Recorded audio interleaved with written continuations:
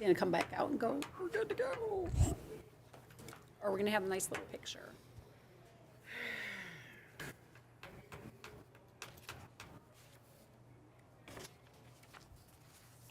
Yay. All right, ladies, are we ready? Ready?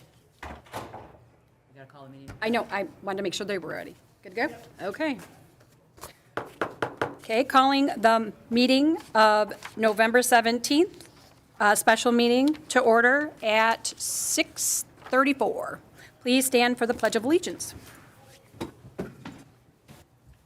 Pledge allegiance to the flag of the United States of America and to the republic for which it stands, one nation, under God, indivisible, with liberty and justice for all.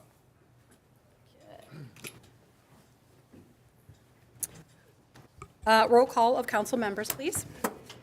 Councilmember Bransky? Present. Councilmember Blanky? Present. Mayor Carnegie? Absent. Councilmember Kelka? Councilmember Odell? Here. Councilmember Shornick? Here. And Councilmember Sutter? Present. And I make a motion to excuse the mayor and Ms. Kelka. Second. All in favor? Aye. Okay. Approval, I'm looking for approval of the agenda. Make a motion. Second. Okay. Citizen participation on agenda items only. Is there anybody in the waiting room? Okay. Looking for a motion on the, to approve the consent agenda? We don't have one. Consent. Oh, consent, okay, perfect. New business. All right, we will move forward with the engineering consultant interviews. We've got AEW, Giffords Webster, and Hennessy. And I'm going to have Mary draw for the first person, and we'll go bring them into the room. Sounds like they're having a party out there. Hennessy will be up first, if you want to Okay. go let them know. We're ready for them. And you want to remind them that Keep it down out there. Volume. the lawyers like to talk. Well, By the way, did you end up passing it? You never told me. Well, yeah, I mean, I completed the LSAT and I applied to a couple of schools. I didn't get into Cooley.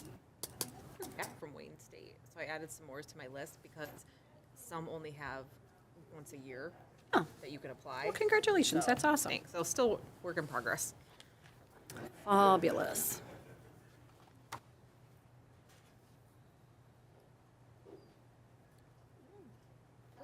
Hello. hello. You can pull the chairs up. Hold the chairs up. Make yourself however's best for you. If you don't speak directly into the microphones, though, a little man will come out of that room. He will let you know. Yes, absolutely. He can hear me You saying can push that the right mics now. around all you want. Share, share and share alike. Spoke into the mic. Right. Oh, okay. I'll let them get ready. How's everybody tonight? Awesome. Good. You? Good. Not liking the weather. Right? It's Michigan. Better than Buffalo. That's right, that's right. Yeah, my relatives in New York are not happy. Oh, I bet. Oh, Ed, does Ed have a Thank you. computer ready for that? Sure. Okay. No, I don't think we have a computer. Oh, he does? Yeah, we don't have it. It's not a, Oh, Thank you. not a, it'll slow things down considerably and potentially cause a reboot if we. no, no. Thank you. Computers. Still, oh, we're good. that was part two.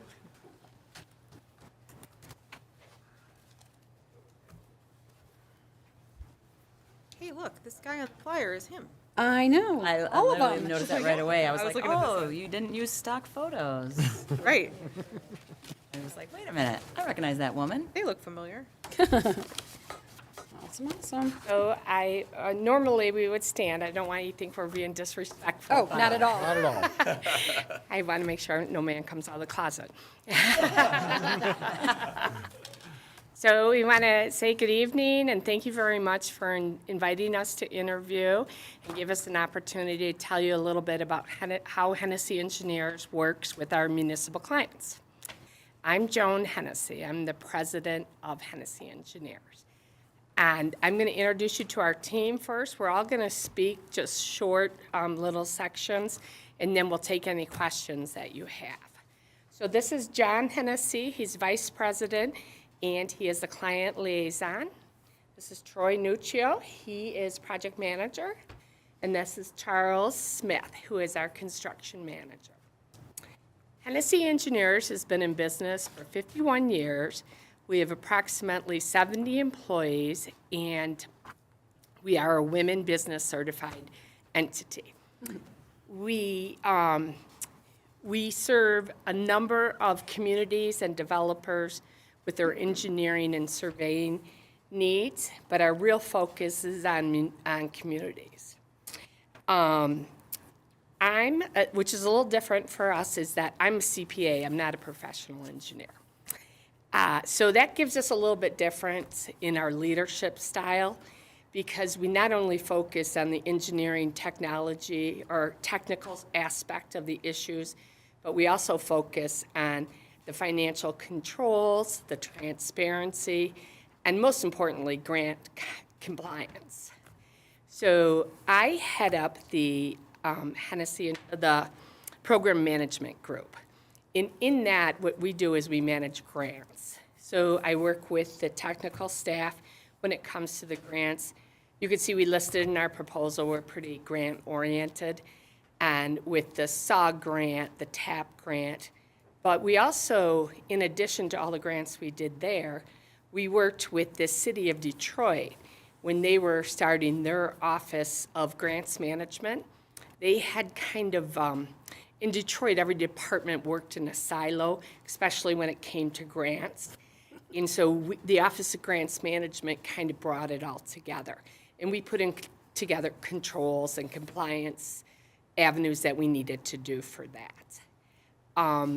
So grants is a big part of what we do, and that's just kind of my area that I'm going to speak to. Now I'm going to turn it over to John.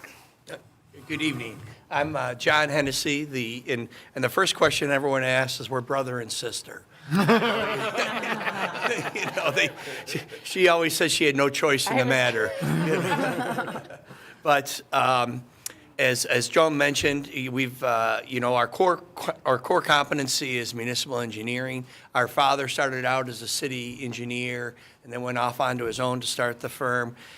We've been in business 51 years, and there's really not much in the municipal engineering realm that we haven't seen because of our longevity through there. Over the history of our work experience, though, we have had the opportunity to really work with Mr. Ragsdale for a number of decades, actually, in a variety of places, and Melissa as well. From an outside perspective, I can tell the council they're great assets for the community. They're both have a can-do attitude, and they're both problem solvers through there, so they're great assets for the community. As client liaison, my role really is to work with the DPW team, the administration, and the council in project planning, project rollout, and project execution through there. And to give you a couple examples, we know that the community is looking to embark upon a substantial capital improvement program through there, and that you're looking at a variety of funding sources and opportunities through there. We have, we're familiar with the SAD process from not only a grassroots perspective, but from a community-orientated perspective through there. And it's similar to a project that we did in the city of Taylor. We recently completed a $15 million project along two of their main backbone roadways, Pardee and Goddard through there. And that included interacting with a number of retail, commercial, residential, recreation areas, and keeping them involved through there. Things that we've been involved with, which is particular for the industrial park that you're looking to do some improvements, is to see whether or not you would qualify for a TEDF Category A grant. That's Transportation Economic Development Fund. And that's for, you have to meet 4 criteria. It deals with capacity, condition, accessibility, and safety. And then what's a big proponent of that is whether or not, if those improvements are not done, is there going to be a business that's going to leave, part of employee retention. And I'm not saying that it's, when you do these grants, it's how you package them that makes us try to win them as much as possible through there. So those are some of the things that that we're heavily involved with through there. Then just to round it out, one thing I would like to say about our organization is we have a really a terrific culture that we're very proud of. Our average tenure of employees over 18 years out of the 70 through there. So the team that you see is going to be the team that's going to be here for a long time. I can give you that assurance for sure. And now I'd like to turn it over to Troy, talk about project management. Thank you. Like John said, I'm Troy Nuccio, a project manager. I've been with the firm for 10 years, so I guess I'm one of the new guys still. But so I just kind of take you guys through our process of how we go through a design and get projects out to bid for you, and then we just got a couple examples of projects and examples where we've done things in the past that we think could really be a benefit for you guys. But when we get a project from you guys, our big thing is communication and transparency throughout the whole thing. We're not here trying to, just get it done and say, here you go, it's your problem now. We really strive for like a 30, 60, 90 review, not only internally with our own staff, but with the communities we represent as well. And that really kind of helps us keep you guys involved, make sure everyone knows what we see problems that could arise in the future or, things that could come up in construction. And really kind of keeping that communication throughout is really key for us and just kind of managing everyone's expectations. And, then we don't, get to the end of the project and our budget's blown or anything like that. It's, we prepare for these things in the get-go. So we usually don't have a lot of big surprises once we finally get to the construction phase. Then just kind of, some projects, John mentioned the grants and stuff. We've done, over a couple $1 million worth of TAP grants for our communities, from bike lanes, shared use pathways, kind of tie in parks and commercial districts together. And we're also working on a 2-mile sidewalk gap program in Romulus with TAP funds. So that'll kind of just fill in a gap through a main thoroughfare. And we're dealing with drain crossings, bridges, easements. So we're kind of hitting all the areas that, you kind of run into on one project. So we've seen it all and we're really experienced, and we worked with, counties, nonprofits. We got bike lanes going through the Joe Louis Greenway. We've done some part of the Iron Belt Trail, and that kind of tied in with some work with the Ralph C. Wilson Foundation. So we're not only do we work with you guys, we'll work with, any other nonprofits or, we're definitely want to be part of the team, and that's kind of our big thing is, we're not just here to serve, we're a part of the team. And then, over the past couple of years, we've, helped our community secure, over $20 million of grants for water mains, lead service replacement, just kind of asset management plans for the, not only roads, but water as well. So we're kind of helping get that infrastructure back up in a better position, and as well as, helping plan for the future. Then, I'll let Charles kind of go on about the construction side of things. Is this one working? Tap on it. It should be, but. Once again, my name is Charles Smith, and I'm working for Hennessy Engineers.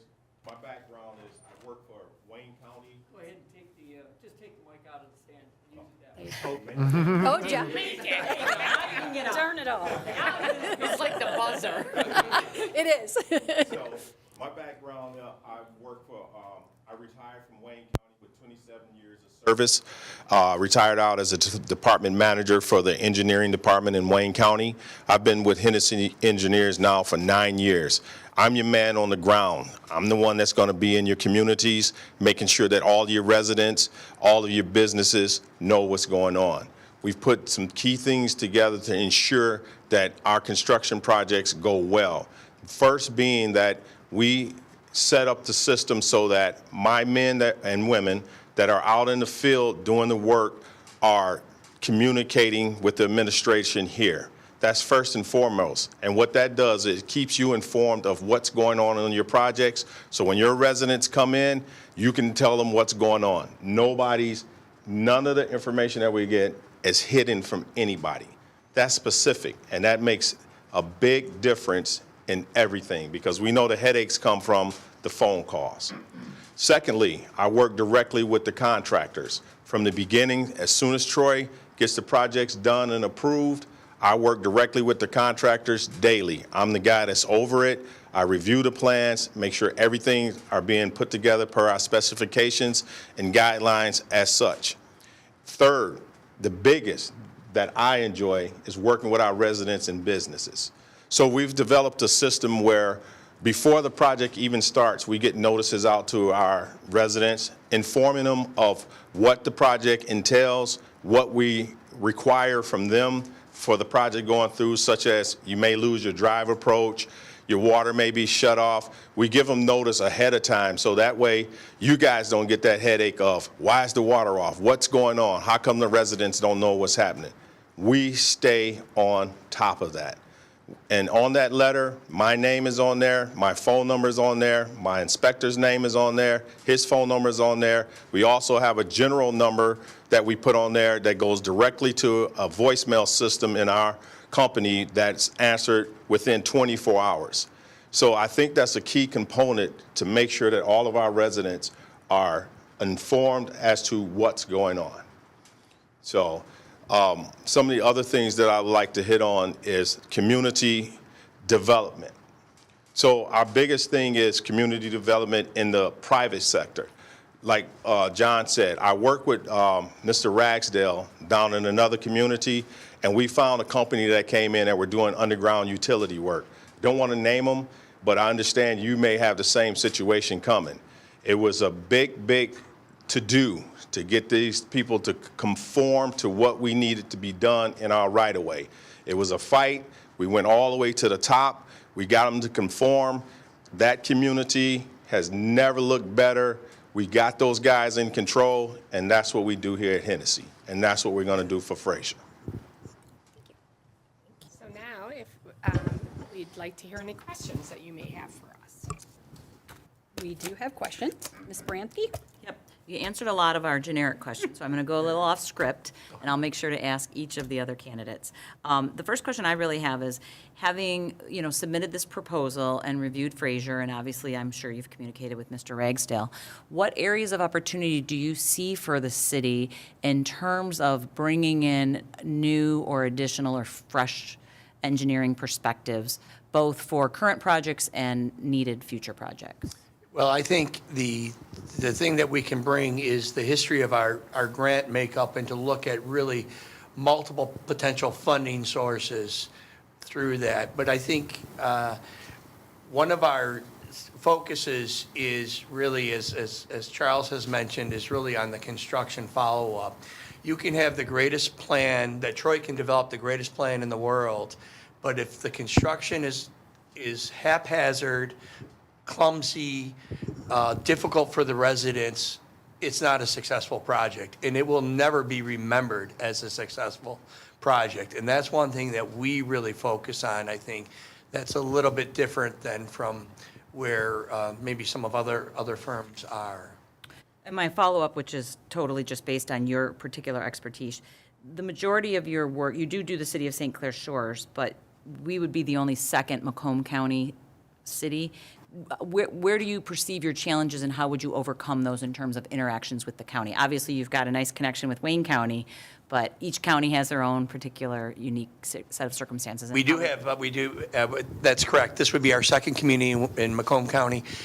We do have Chris Reyes. I don't know if you're familiar with that gentleman. He was the Community Development Director and Head of Engineering for St. Clair Shores for 25 years. He's part of our project team.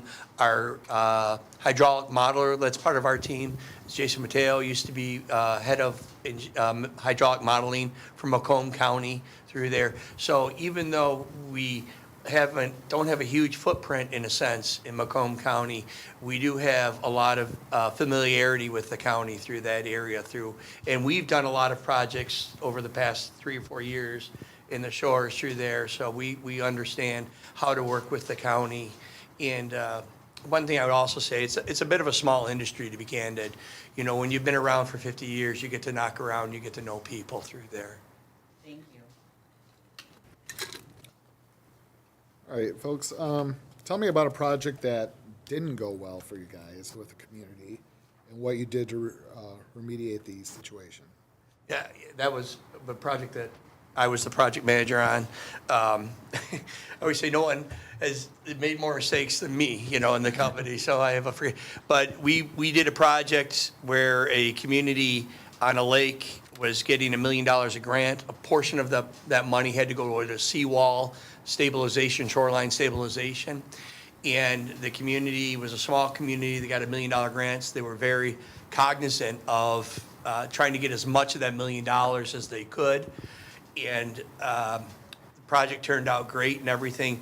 Well, unbeknownst to myself is that the DPW bought the trash receptacles and all of the benches and all of those things directly because they didn't want to pay sales tax through that. And I did not carry that through on the program end of things. So at the end of the project, we had a cost overrun of about $22,000. And we paid for those $22,000. That was our error. And I can say that they've been a client for 27 years since that time. Then, one thing we're looking at as a council possibly is to take on dual engineering firms to, because we've had the same one for a long, long time, as I'm sure, well, you know, so we're looking at the possibility, and nothing's been decided, of taking on more than one. Do you have experience working with cities that have multiple? Oh, many of our communities have multiple service providers in a sense. And I think it's going more towards that type of a business model, not only because some firms may not have the capacity and some firms have expertise in other things, and it keeps everybody's pencil sharp. You know, I think from the community, it makes a lot of perspective. We share services with AEW in St. Clair Shores. We team with them on some other projects. We've got a close relationship with them. In the city of Westland, we share services. City of Taylor, we share services. So it's not, I think it's becoming more common than not through there. All right, thank you. Hello. Hi there. Thanks for coming. What steps do you take to control project-related cost and city cost?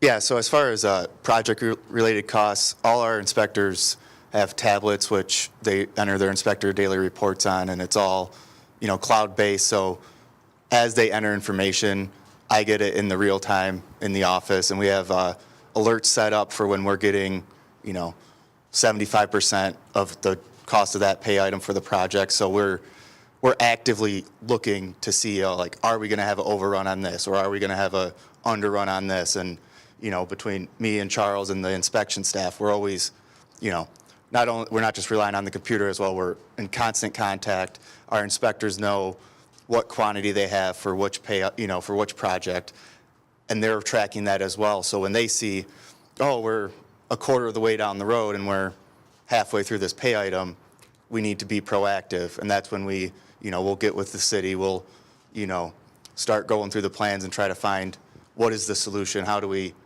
make this work in the end. And I mean, I guess as far as, you know, cost to the city, you know, I don't want to speak for the Hennessy's, but I just, you know, I feel, you know, we're not big on, you know, we're going to find a way to, we'll say it's this price with these qualifiers, knowing those qualifiers don't apply and they're just, you know, there for an extra down the road where, you know, this is the cost, this is what we're going to charge you, that's what you're going to get. And that's kind of, I think that's very unique about what we do, and I think that's, you know.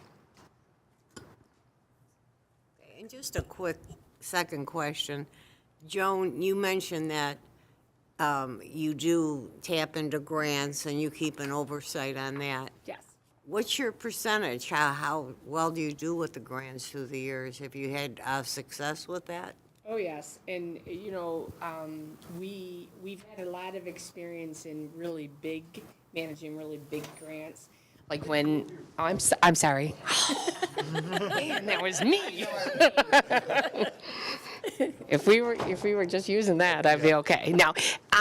So we also, when there were Obama extra funds put into the marketplace, Wayne County got $38 million in grants.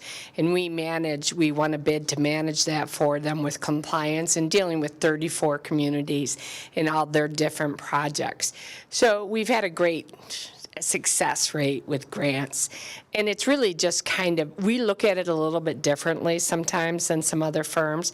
There's certainly the planning aspect of grants and where you're going to spend the money. But the do or die moment is whether or not you're in compliance. That's when you have to pay back if you're not. So we focus on financial and compliance a lot too, in addition to the planning. Thank you. So what assistance can you provide with developing and maintaining a capital improvement plan? We just completed the asset management plan for the city of St. Clair Shores for their roadway program through there, and we're responsible. We've developed a $34 million capital improvement plan for one particular community that was, we had done a water loss study on to go through exactly where their water loss was coming through. And we know that you recently put in the PRVs, which has been a big help through there. I know that has really reduced the amount of work that folks have had to do through there. And those are some of the types of things that we've done. We currently have done asset management plans for water systems for 12 communities, I think. We've done the asset management plans for roadways in probably 15 communities, somewhere in that range through there. And those are generally 5-year plans, but the $34 million program that we did is that accompanies a 10-year road program as well through there we're looking with. Okay. So yeah, you've answered pretty much all of the questions. Yeah, you don't have to answer. I'm asking one. You don't, okay. So, in Fraser, we recently had our Parks and Recreation 5-year plan done. So I'm just kind of wondering, how much research you do from a historical perspective as well as a future needs to see where there may be overlap, and you might have grant experience to see can we get a one and done on something that needs to get done, that we've been wanting to get done for a long time, and it's more like a want, and something else that's like a need. Like, do you have experience with maybe seeing how we can kind of kill two birds with one stone? Yes, we do. Within our, that falls actually within our architectural services group that does all of our parks. I know you folks are having a meeting on December 9th to go through the recreation through there, and I know some new parks have been recently designed through there that you have, and we've been able to really synergize a lot of trying to bring a collaborative effort to see if there can be the lack of, or innovative ways to achieve what the community's goals are, and a big problem with parks, candidly, has been they've been the lack of drainage in a lot of them. They're just flat pieces of earth that people have disregarded. And then when you have to come through there, that's one thing that we're very good at, is what is the most cost-effective way to really make this park achieve the goals that we want it to achieve within the community. Thank you. Any other questions? Thank you very, very much. We really appreciate your Do time. you have any questions, any other Do you have any questions for us? No, we No, we know you got a long night. don't want to ask you any questions. Shout out to Elaine if you do. Yes, please do. My only question is, what was going to happen if he came out a third time? We'll just laugh because we do. Literally. Oh, We gotta. I bet other teams are going to do worse. It's yeah, usually it's Yell one of right us, now, and my we're always like, microphone's okay, who's he coming out for? So, yeah. We. So much for your Thank you. time. Nice to meet so all much. of you. I think one thing we just might want to mention is we're not going to be taking any action tonight because Yes. we've got other board members that are going to be taking a look at this video. It's either going to be December, probably the January meeting, I would think, that we're going to talk about it. That was Yeah, going to be a motion, but yeah. Yeah. Well, I guess, yeah, if you would have asked. You've got a lot on the December meeting already. I know. We were just, I was going to make a motion afterwards to Okay. the new year and see who gets on board. Thank you so much. Thanks. Nice to meet you all. Our next one here. Yes. bring in next, go and get AEW. Okay.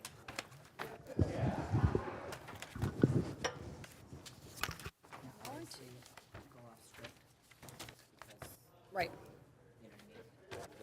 Yeah. And you can go first, like, I don't have to ask a question.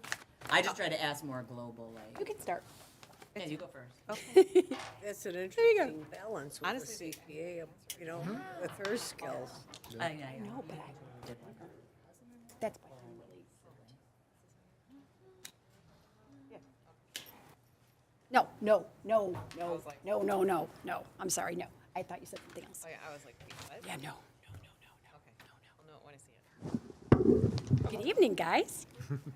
We brought a little something to help you guys grade our, Oh my God, is it food? not food. We can't be bribed, but we'll eat the food. I was like, It's tchotchkes. Pens, pencils, markers. please? Nope, no food. I'm so Oh, all sorry. right. Amy didn't bring cookies and goodies again. Thank you. Aw, thanks, These guys. guys look familiar, don't they? I know, they do, don't they? Thanks, Meg. Little, Oh, okay. oh, cute with the little pen. I'm here. I guess that's good. Oh, yeah, Oh, they did?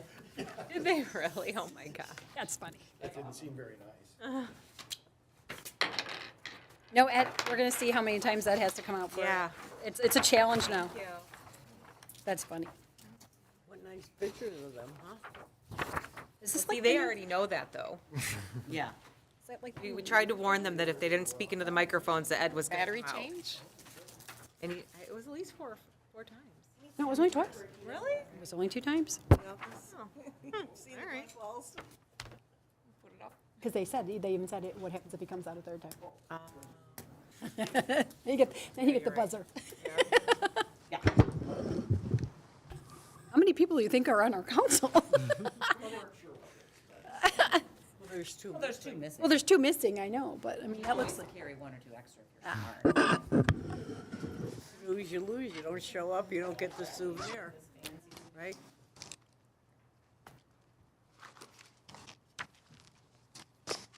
all right. By all means. You have the floor, gentlemen.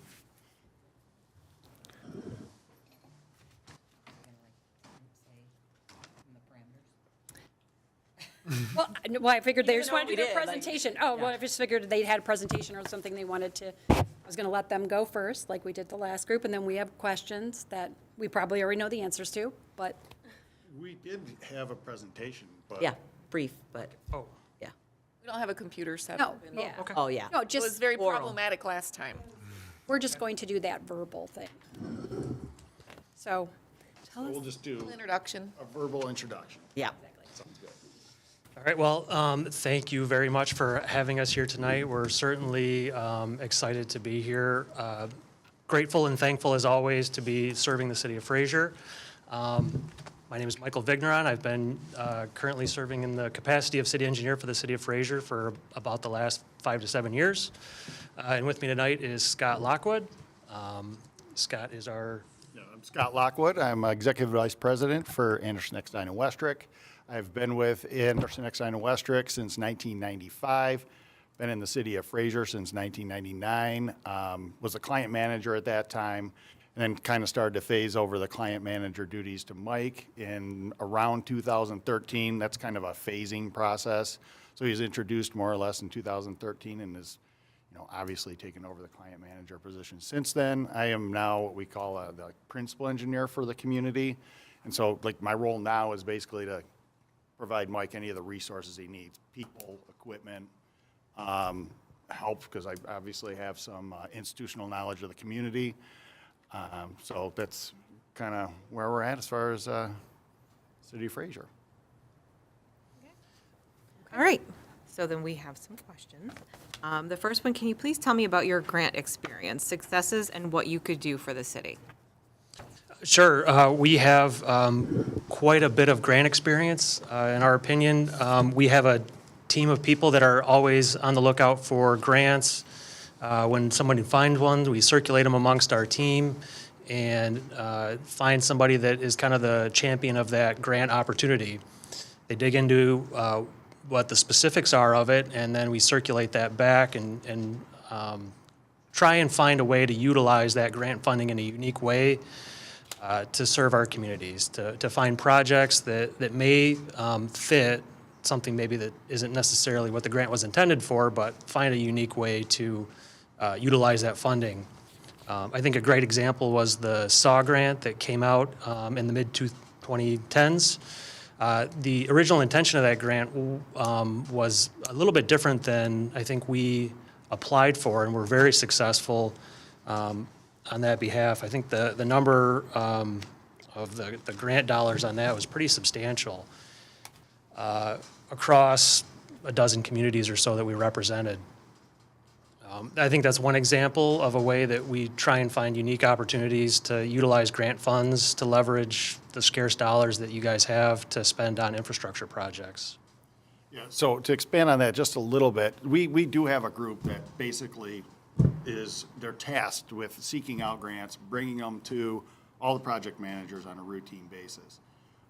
Some of the success we've had in Fraser over the years, I don't know if you read or recall the cover letter, but there has been basically over $10 million that we have been part of. I'm not going to say we acquired them, solely on behalf of the city, but they included, there was an S2 grant in like the mid to late 2000s, which was basically a sewer investigation. The city, prior to putting in the large interceptor sewer, which I don't know if it's called the Hayes Masonic Sanitary Interceptor. It's a 36-inch diameter sewer. It alleviated a lot of sewer problems that the city had at that time. The city at the time was an administrative consent order, which basically means they're doing something very bad from an environmental perspective. And that was with the DEQ or DNR or whatever it was at the time. And so the S2 grant helped to basically investigate your sanitary sewer system to identify issues with it. I can't remember what the dollar amount was, but I think it was about $1 million. The SAW grant came after that, and that was to investigate the balance of your sewer system as well as the storm sewer system. When we did do that Hayes Masonic Sanitary Interceptor, that was during the American Recovery and Reinvestment Act, which basically paid for about 40% of that, which equated to about $5 million. We've also been involved, and this is kind of grant money. I mean, the federal aid projects. We've been involved with Masonic from Hayes to Utica Road. I think that was around $2 million worth of, let's say, federal aid money. Masonic from Utica to Kelly, which was done relatively recently. That was about $1 million. Mulvey, we resurfaced, I don't know when that was. 2009. I think that was about less than a half million, but somewhere above, probably about 400,000. Klein, we just got $200,000. And then I don't remember, I think one of the bridges on Garfield, one of the pedestrian bridges, was paid for with, I think, it's a TAP grant now. It was called something different. Transportation enhancement, yeah. Grants. So it serves our firm to be on the lookout for grants for obvious reasons. I mean, that's work that typically will result in work for us. So we are very committed to finding grants and finding all sorts of creative ways to finance projects. So what steps do you take to control project-related costs and city costs? Well, I think a lot of the cost control comes with the quality of the construction documents that are put out. We have a lot of internal controls to make sure that the contract documents, the plans and specifications are very clear, so that reduces ambiguity for the contractors. You get more accurate pricing from them if there aren't a lot of unknowns. And what we found is that tends to result in final contract costs that come in very close to what was bid. So throughout the design process, we communicate regularly with city administration. Usually there's a budgetary estimates that's prepared. Those are fully further developed as the design materializes, and then you get your final bids from the contractor. During construction, there's a lot of things that come up that we address on a regular basis. So there's usually a little bit of contingency built into the design in a fashion that allows a lot of those costs to be accounted for within the project budget. Ultimately, that saves the city time for your consultants to manage the construction contract. Ms. Sutherland, you had a question? So you said that you get feedback during the construction process on a regular basis. Is there a general cadence in which you get feedback process? So do you get reports from the construction crew once a week, every day, once a month? Like how often do you follow up to ensure that construction costs are being followed? So our typical, once a project goes into construction, and again, this kind of depends on the community's preference, but a lot of times we'll have somebody out on a regular or daily basis with the construction contractor. A couple of things, they're making sure that the project plans and specifications are being followed, that the community is getting what they asked for and what they're paying for. And generally, that's a construction technician or a field person that's involved at that level. More complex projects will involve a project engineer or project manager on a weekly basis with a follow-up meeting. But that's a formalized event. Typically, we're on the phone all day long with contractors and our field staff to troubleshoot issues that come up. And things like that. The regular cadence is, like I said, meetings with the contractor, the weekly progress meetings that often involve the city representative, typically the DPW director or the supervisor here. So they're kept abreast of everything that's happening. They're aware of situations and issues that come up. And certainly there are no decisions that are made by us without their involvement in terms of things that would vary from outside the contract.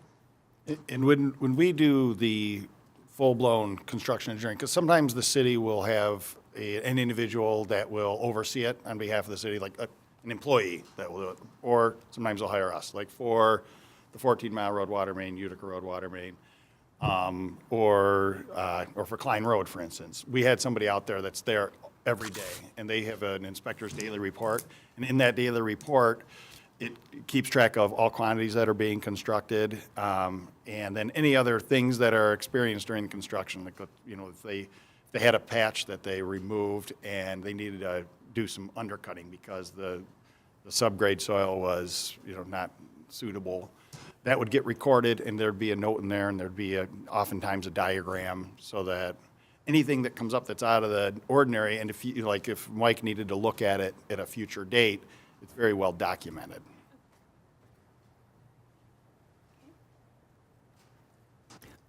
This is a random question, and I'm only asking it to you guys because you've been here over 20 years.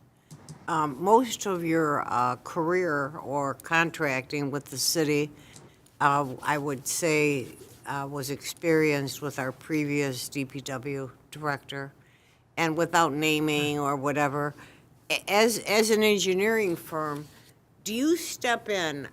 I understand the legality when we need an engineering oversight or, your opinion and your expertise. But do you find that sometimes with certain individuals you're called in more, or I guess what I'm trying to say, would some people in other communities also, would they be more,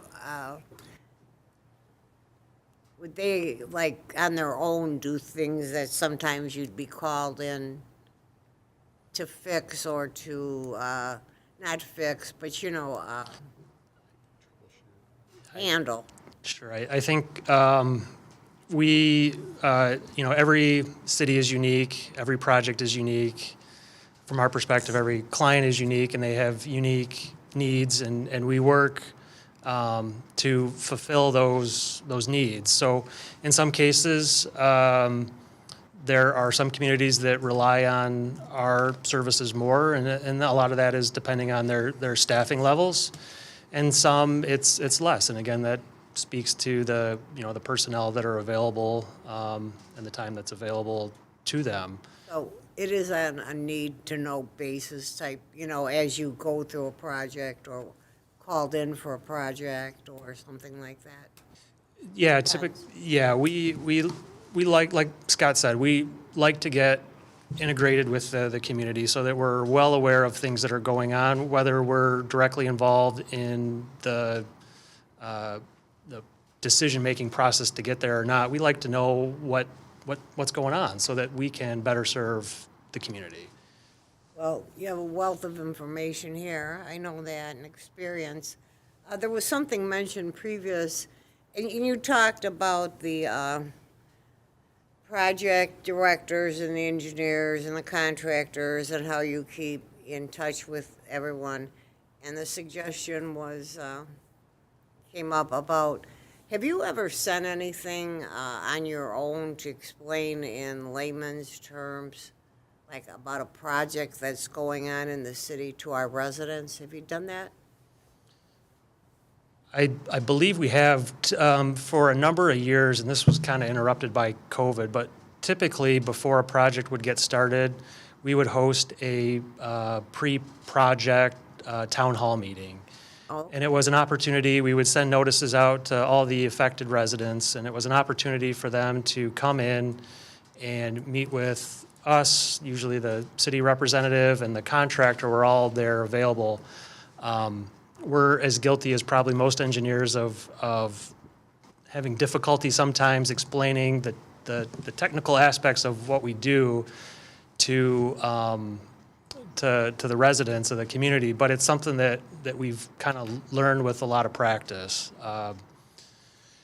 We still struggle. I think you've heard us talk up here enough to know that sometimes we get a little too deep into the weeds with a lot of our explanations, and we're conscious of it, and we do our best to keep everything in terms of what we anticipate people can Okay. understand. Thank you both. Yeah, and so, but just to, I don't think we ever start a project. When we invite them to that public meeting, it lays out kind of what to expect throughout the course of the construction.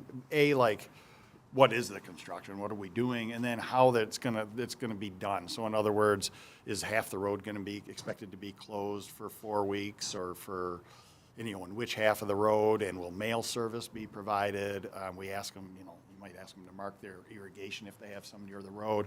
So we try to kind of encompass it all in that letter, and then at the end of the letter, we say, we are gonna have a town hall meeting. We ask you to attend, and we really do. The best thing to do is have most people attend that if you can. Not a lot of people do typically, though, for one reason or another. So you, It's riveting. so you do send letters to the residents, Yeah. correct? Okay, I just wanted to clarify that step of your process. I've not been here long enough to ever go to one of those meetings. I guess I I'm actually that have gone to a person. couple, including the Have fruit you? off one, yeah. Mhm. Yeah, so this Because when they actually, impact you, like, one of the evolutions in the notice process is this QR code. We put this on the last one for Klein. There's a QR code, and they can go, we have a portal on our website, I think you call it. So they can get the latest and greatest updates, includes pictures and everything of what's going on, and an explanation of what to expect. So that way, it's really kind of, everything's right there at their fingertips. Okay, it's just good maybe for everyone to know about the transparency that goes hand in hand. Proactive communication is key. Thank you. There's no doubt about it. so if they wanted to know about like the Klein Road project, they could scan this QR code and find, I like it, okay. They got this QR code in the notice, in the initial notice that did all the explaining of what to expect. And it said you can, and actually, I think we had an email blast that went with that, right? So, Okay, cool. How long you guys been with us? I wasn't aware of that. How many years? AEW? Yeah. AEW has been since 1994, but we basically took over the company that was doing it then in '94, and we were just talking about this. They were here. There's old plans from the city of Fraser, I think like from the 40s in our office. Okay. So you guys have been with us a long time. You've been our primary engineering firm. Going forward, where are opportunities that you think we are, if we choose you again, that we can make improvements, is a better, better working relationship? Where is there room for improvement going forward rather than just the status quo? I literally have that verbatim written down. Great minds. He read your paper. You totally did. I did.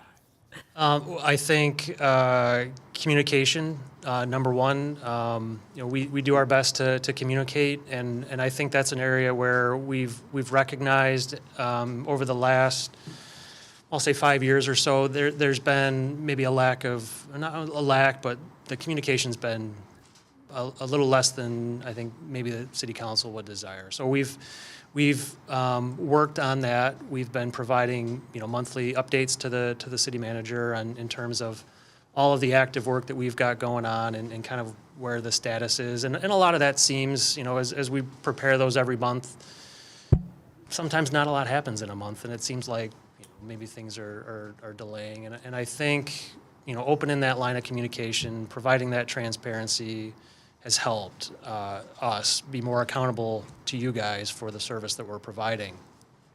I think the budgeting process as well, I know over the last year, we were certainly a lot more involved in that process, and I think from our perspective, I felt much more prepared going into this year about the items that had been budgeted that were infrastructure related that we may be involved in, what the general engineering services kind of budget was, and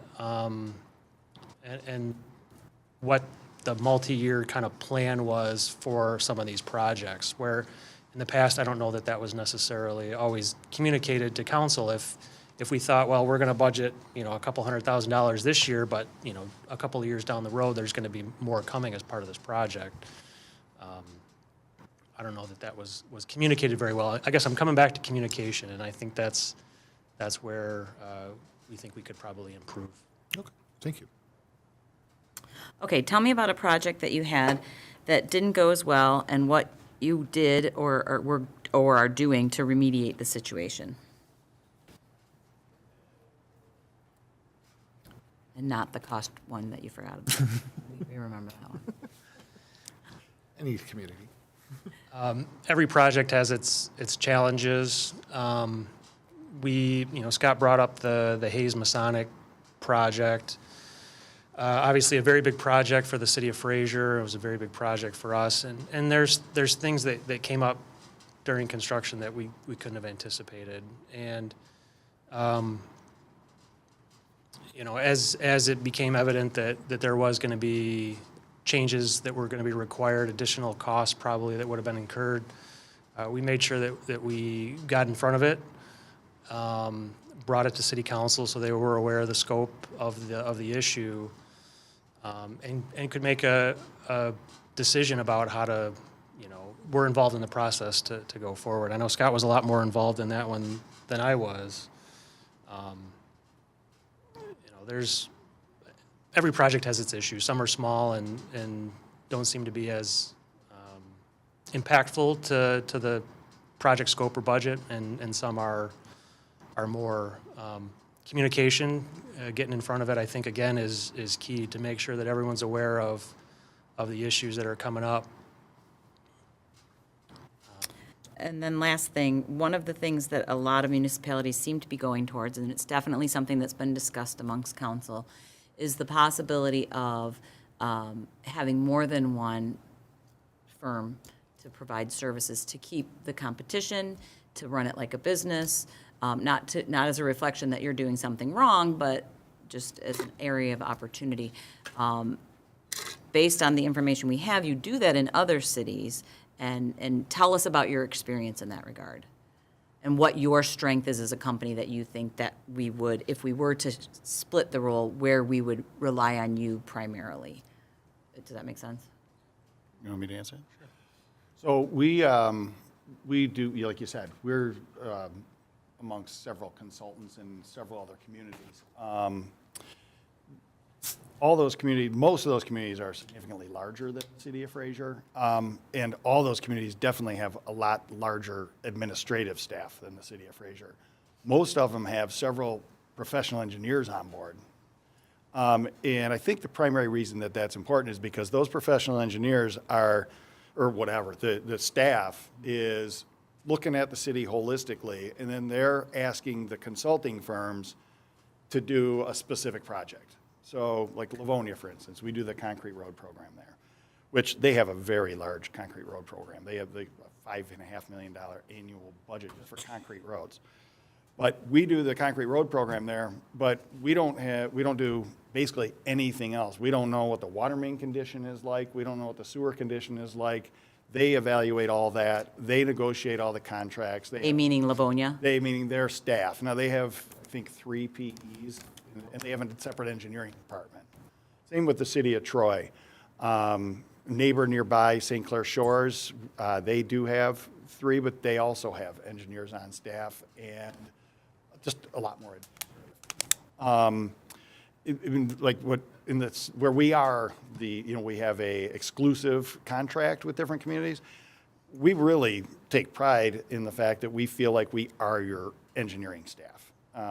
And everything we do it holistically from an infrastructure perspective.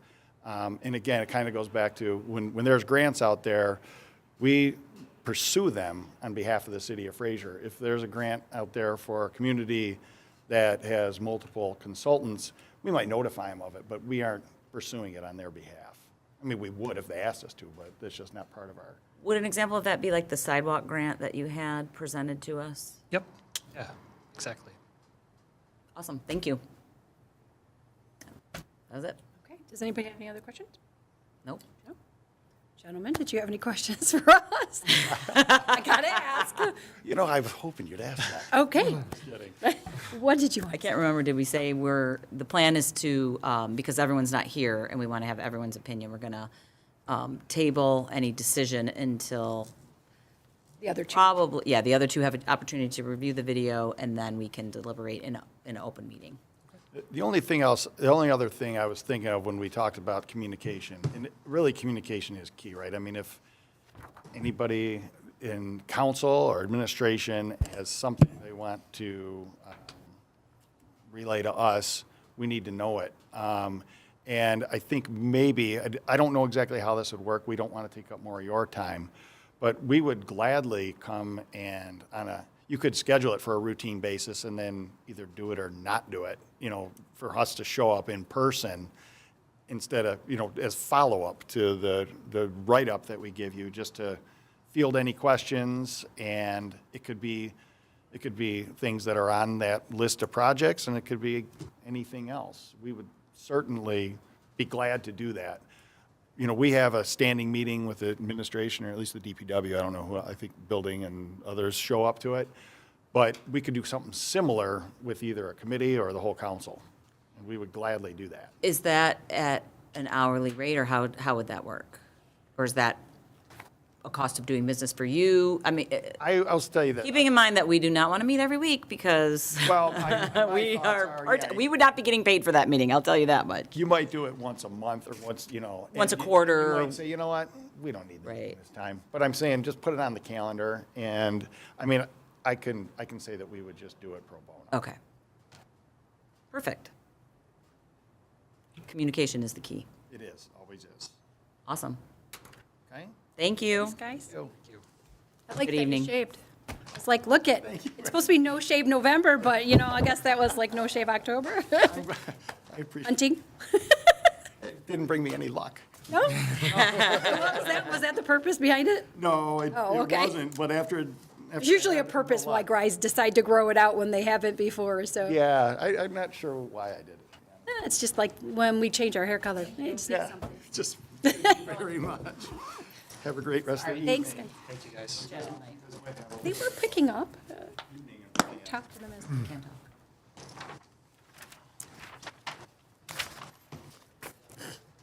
talk. All righty. Oops, that's my little. Beach Lake.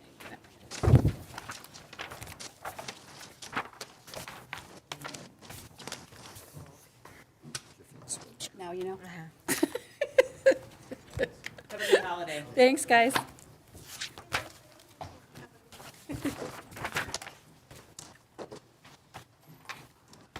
Get everybody a handout. Awesome. Thank you.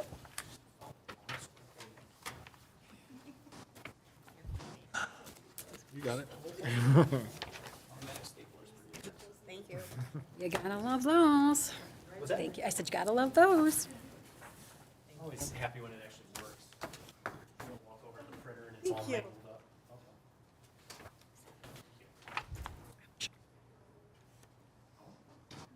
up. All right, welcome, gentlemen. Thank you for coming. Thanks for having us.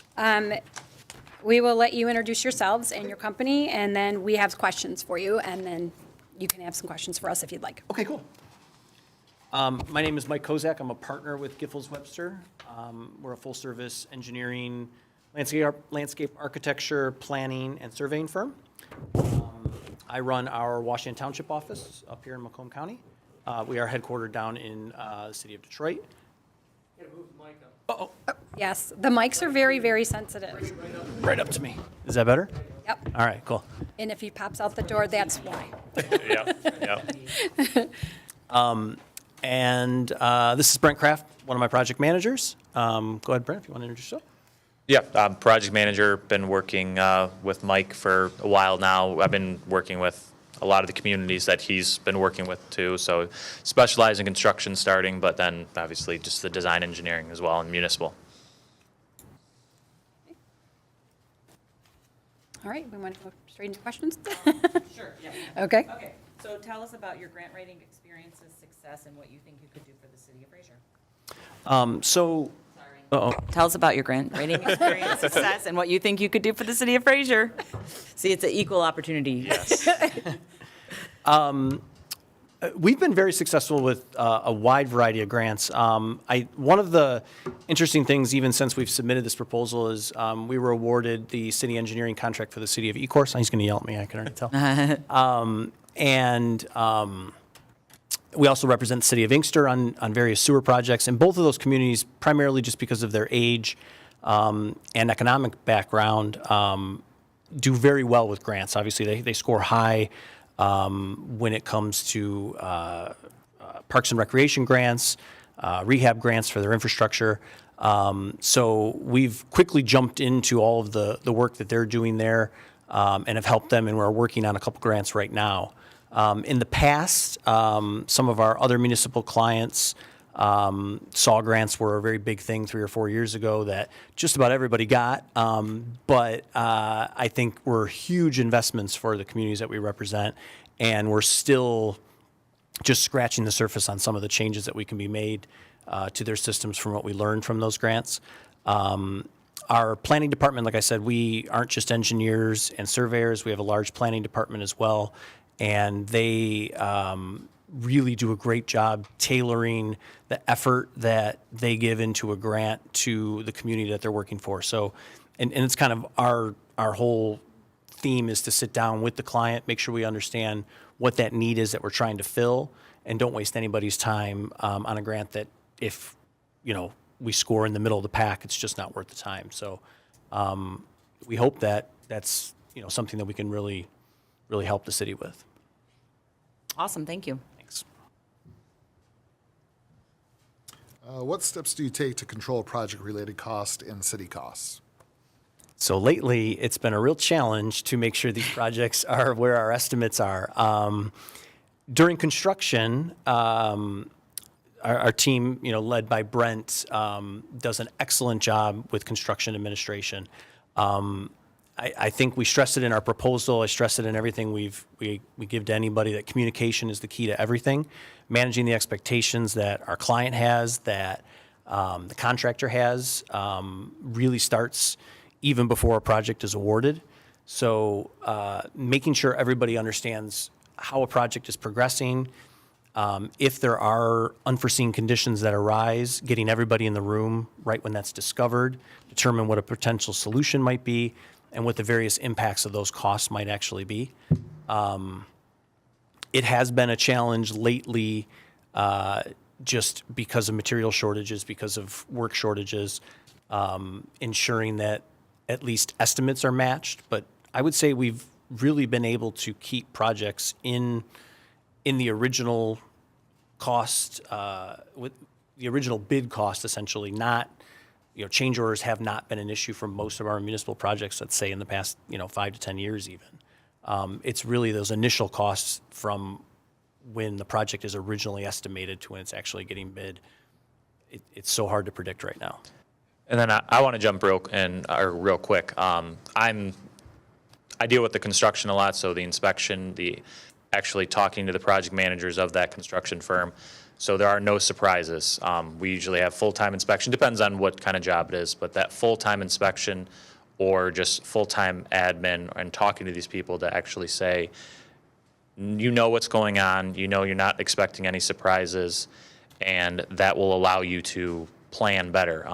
We've done a lot of value engineering on some jobs that there might be something you really do want on a project, but if some costs are exorbitant just because it's higher cost material-wise, you might be able to work with the city, and that's with knowing the community of what you really need and what you don't to actually get the job done and get the product that you actually need as well.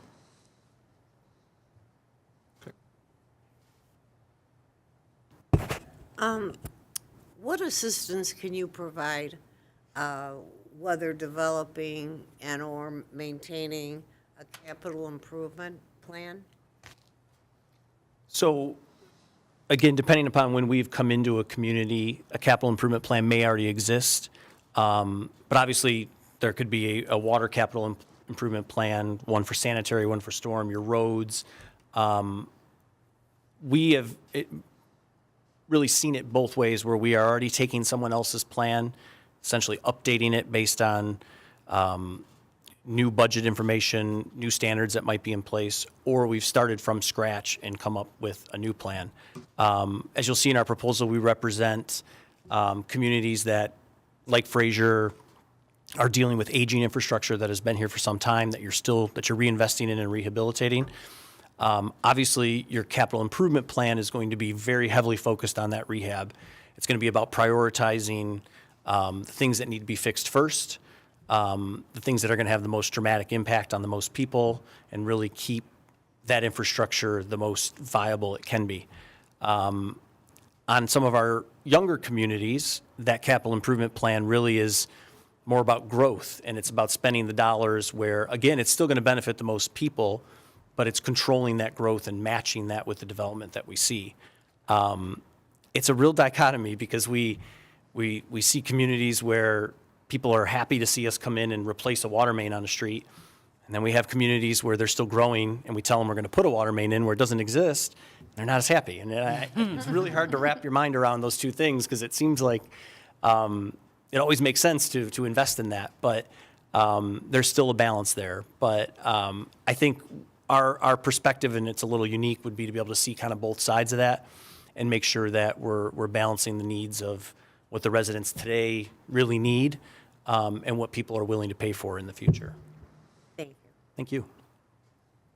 So my question is, with regards to, we have been discussing as a council, as well as I know a lot of communities do it, use more than one engineering firm. So, I mean, do you guys have an issue with that, or do you guys work with other engineering firms in different communities, and how do you feel about that? I would say of all of our communities, probably half of them, we are in a situation where we're basically the sole engineer, and there may be somebody else working on one small aspect. And then in the other ones, it's much more of a shared responsibility. There's positive and negatives to both. In the situation where there's more sharing, it certainly puts more of a onus on the city to kind of manage all of the various things you have happening at once.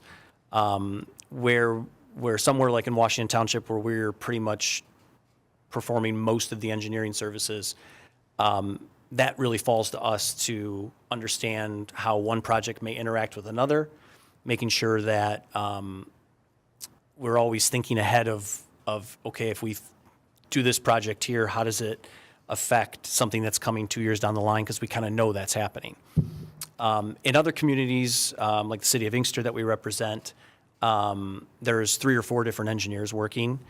Everybody plays well in the sandbox together for the most part. We're all just trying to help our client, but it does put more responsibility on the community, whether it be a city administrator or city manager or a DPW director, to really know on a day-to-day basis what's happening with each one of those projects and making sure that everything's moving forward. So it works both ways. We don't really prefer one or the other. I think the result really falls to the service that the community gets. And as long as, again, I can't stress it enough, as long as everyone's expectations are managed and everyone knows what's happening and what they expect, I think it's doable both ways, but it can be challenging both ways, I would say. Can you tell us about a project that you have or had that didn't go well and what you are doing or did to remediate the situation? Sure. A couple, but we have one that's happening right now that I know what you're talking it's about. getting colder every day. We have it's a public meeting, doesn't matter. We have a project in Washington Township's developing an industrial park. The contractor has been working most of the summer installing utilities, getting ready. They're not a paver. They have somebody else that's going to pave it. And there had been multiple delays on their part related to other projects that they had going on. Long and the short of it is that about half of it is paved as we sit here today. And it's, as everyone knows, when they came into the meeting today, it's getting colder every day, and every morning it's particularly cold. So it's not great to pave concrete when it's cold. There's going to be some limits to that. But now, as we talked about earlier, there's no Portland cement in Southeast Michigan. You can't make concrete. Again, communication, expectations. The client's well aware of this. Obviously, none of this is a surprise. Their inspectors are out there. Our guys are out there as admin. We're talking to the contractor every day. We're getting updates on, we think there's a load of cement coming there. We got this much paved. We got this much paved. At the end of the day, we put a contract together with the township attorney that has some very clear liquidated damages in it. So we have recourse to go back after the contractor and make everybody whole. There are just some practical limitations to what you can and can't do. We can't, Brent and I can't drive a truck out there and start paving concrete. I don't think they'd get a very good product. We're designers, not construction workers. But so it has been a challenge, and I'm concerned that it may not get paved the rest of the way this year. Luckily, there's nothing from a timing standpoint that's really going to be held up until the spring. But again, I think making sure that no one is surprised that that's happening, making everybody a bit of a stakeholder in that process. Everyone still knows whose responsibility is at the end of the day. But if we're all aware that it's happening, there's a lot less finger pointing and a little more teamwork to actually solve it, hopefully. I have one last question. Sure. What, if any, challenges do you see if you were to come into the city? We've had the same company for a long time, and this, just so you know, this bidding isn't a reflection that they're doing anything wrong. It's just that this council's been very proactive at making sure we are seizing every opportunity because dollars are very, very limited. Sure. But what challenges, if any, or opportunities do you see coming in if you were to be the sole engineering service? Opportunities, obviously, I think for the city is a fresh set of eyes looking at things that have been the same way for some time. I'm never one to advocate to change things just to change things. I think if you see a better solution or something isn't working and you can find a better solution, I think that's a great idea. Challenges is obviously just the institutional knowledge that somebody else has, right? So in communities that we've taken over for in the past, there's a small learning curve, and we tend to, in those situations, sit down with the client, kind of describe what those things look like. Typically, those costs are our costs to, while we're trying to get up to speed to really download all that information, we're not going to charge you for us to do that. That's really our responsibility to do. But there is an obvious learning curve that's going to happen there. But basically, we go to boot camp and we learn everything possible about it. And it's about getting our hands on all of that information. Hopefully that handoff is non-adversarial. We're all professionals and we understand that clients have the right to do whatever they want, mostly. Yeah, I mean, we learn everything we can possibly learn. And that's a fun challenge I look at it that way as well. And I know a lot of my team does too, that's neat to see something different. As much as every community is a little bit the same, there's obviously unique situations nothing else is like Fraser. There's no other city or township like Fraser. And so, it'd be really a fun challenge to immerse ourselves in that and do a good job for you guys. And I think like what we say in the proposal as well is we sit down and meet with you. We take this like very personal. We want to know what you guys are saying. So we'll come up with this project list, but we don't want to just know that, hey, this is a project you worked on last year. We want to know some details behind it. Just having those 5-minute conversations with someone at DPW or the council or anything like that, it's just something nice to know. You might pick up on something, and the more you know will help in the future as well. And obviously, any change that you guys made, I don't think would be an adversarial situation. The gents at AEW do a great job. We work with them all the time on both sides of the coin. I'm confident that, they could continue with certain projects where we've transitioned before, we look at an individual project with the client and say, it doesn't make any sense for you to hand this to us because we're gonna spend way more time than it's worth. Let the previous firm finish that, and let's start from this point forward and move on. We can kind of tailor that to any situation to try to make that work for everybody. Awesome. Thank you. Okay, did you have any questions for us? Two, Okay. your timing of this process and where we kind of go after tonight. We have some members who are not here, so they're going to be watching the meeting. Then we're going to deliberate.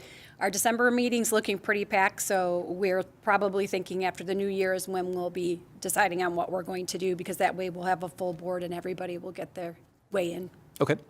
And just because as an engineer that represents a whole bunch of communities, I always ask everybody when I get a chance, like, what do you think is your biggest challenge infrastructure-wise in the next, let's say, 2 to 5 years? Oh, our roads. Roads. Yeah, roads. Roads.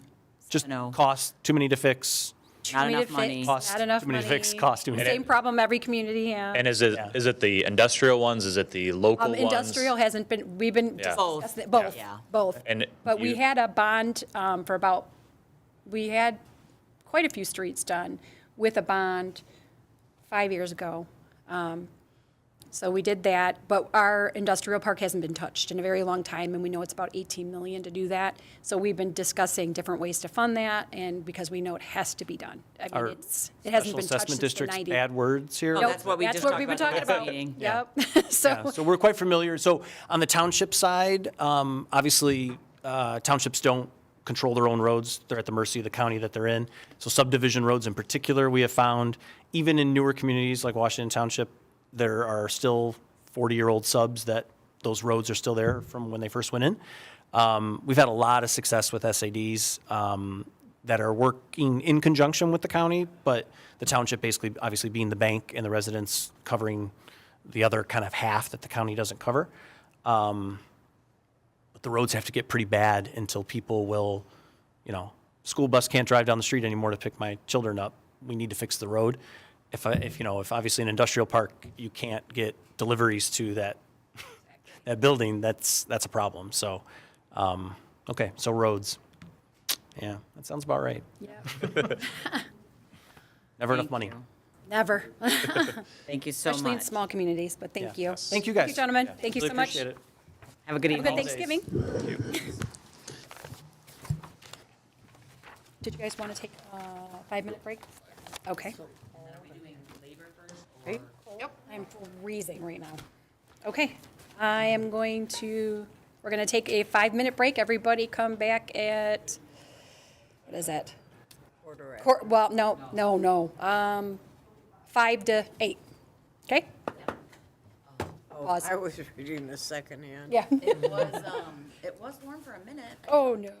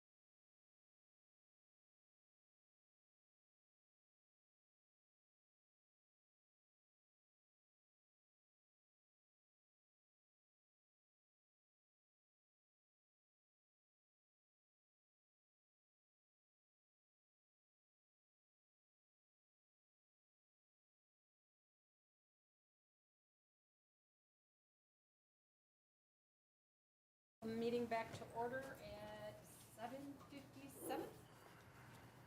All right. All right, we're going to move on to the Yep, the attorneys. labor attorneys. If Mary can draw our first one. All right, if you want to go get Kirk Huth. Thanks. It's like playing bingo. I know. Fun. Oh, my bad. Sorry. I talk loud. At least he keeps, Pro tem. wow, mayor for the day. You know, I look at all. Aw. Oh, it's ruined. Oh, look, Ryan, they had you come. What do you mean they? What are your firm? Of course, how can I not come? You even got a haircut. Look at, he's all slicked and ready to go. I'm ready to rock and roll. This is Macomb County boy. Well, hi, Ryan. Long time no see. I know, right? Thank you for coming. So we're going to do what we've been doing with everybody. You get to have your little introduction for yourself and tell us about your firm and what you provide, which we obviously know, so you don't have to go into great detail. And then we have questions. Okay, well, I mean, Make sure you speak into the mic because you do not want him coming out. you don't want what coming out? You already know. Oh, You know the okay. door. Oh, boy, yeah. Some come on a few. Yeah, that's true. You're not there often, but No, yeah, so, I mean, you know who I am. I've been here 4 years, and I'm honored to serve you. I grew up, you probably don't know this about me. I mean, I grew up in Macomb County, just 2 miles away from Fraser. My cousins played hockey at the Fraser Ice Arena. I used to play at Fort Fraser. In fact, my elementary school was built off the same design. The playground was built off the same design as Fort Fraser. So I could never represent my hometown of Sterling Heights because of a conflict, but this is the closest to representing my hometown. And so I'm honored to serve you and happy to answer any of your questions. okay. Who would like to start? Amy? Sure. Okay. What is your typical approach for negotiating? I didn't come up with these questions, but I'd have much more grueling ones for you, Ryan. All right, fine. No, but I have to ask the same questions of everyone. What is your typical approach for negotiating union contracts? You know, it's not always up to me. It's up to the client, what you're looking to do. And so I take an approach of first meeting with my client. And, you know, as I've done the last 4 years, I've always met with you first to find out what your priorities are. And it's kind of a lot like if you're driving to Florida. You know, well, you can drive, you can fly, you can take I-75, maybe you can take some pit stops. My job is to not determine the destination. That's up to you, the democratically elected representatives. It's up to me to just point you how to get there, the best way to get there. And so sometimes that means competition. Sometimes it means cooperation. Sometimes it's a blend of both. And typically in negotiations, it is a blend of both. And that's the way I operate is always a blend. But know what the objectives are and do what you can to get there. Perfect. And then secondarily, the reason we're doing this is not a reflection on the services. It's just a commitment we made to go department by department, vendor by vendor, to make sure that just as when you got the contract 4 years ago, that, you know, we're getting the best opportunities. What do you see are areas of opportunity, not in terms of labor specifics, obviously, but for us as a city to control labor costs from, you know, what opportunities do we have? How can we help, if we can, or are we pretty streamlined there? Or, I mean, Well, one of the concerns with the city is long-term legacy costs and also other unfunded liabilities, and the intermingling of the different collective bargaining agreements. I mean, we've made great strides. I mean, for many years, I mean, the progress at times has been slow, but it has been steady. We have eliminated, you know, working with you, all the Me Too clauses in both the DPW and the clerical contract. I know that was something for a long time wanting. We eliminated the unlimited sick leave bank in both of those contracts, which has been around for a long time and is really outmoded. And so slow progress. I think a major step, and, you know, now is a difficult time because of recruiting is very difficult everywhere. And so that makes it you always want to balance things, and because there's always the financial side of things, and we have to, I mean, every tax dollar is the taxpayer's dollar for services, and so it's balancing that. But also the services have to be there. And so, decisions like closing pension systems, that might make sense at one point. I don't know if it makes sense now or not. That's a policy decision, but it would be a policy decision that would have to be bargained. And so maybe now's not the right time to do it. There are certain communities like Livonia that's reopening pensions. But I think it's something worth considering. I know with talking with Director Kretschmer, I mean, that's another move in the right direction. And personnel, I'm a firm believer in personnel as policy, and that you really ought to, and this community has done that. You find the right people, you put them in line, from Elaine to Director Kretschmer, and then let the heads of the department put through your policy, implement your policy, personnel as policy. But I've talked to Director Kretschmer about 12-hour shifts with the Public Safety Department. I know we talked about that. Is that necessarily a financial savings? Maybe. I would think of it more as probably more increased service, just bringing more economy. And, I'm not an expert, obviously, in the operations of the department. All I can tell you is what I see in the 20 or so, or 25 or 30, I don't know how many represent other communities, and what they do. And so 8-hour shifts is an outlier for public safety, but it's not necessarily, that's a bad thing. But I hope that answered your question. It didn't. I liked your answer, but my answer was a little more general in terms of controlling our city's expenses with lawyers. Oh, with lawyers. Oh, well. Short of giving everything they want when we don't have the funds for it. No, that's obviously the easy answer. I turned down, this is maybe a little more personal, I turned down work the other day from a client. I'm not going to go into detail, but it was a private client that I had my personal convictions were against that. And, it's sometimes difficult to turn down money, but I know when I look at my son, who's turning 3 tomorrow, and say, yeah, can you believe that already?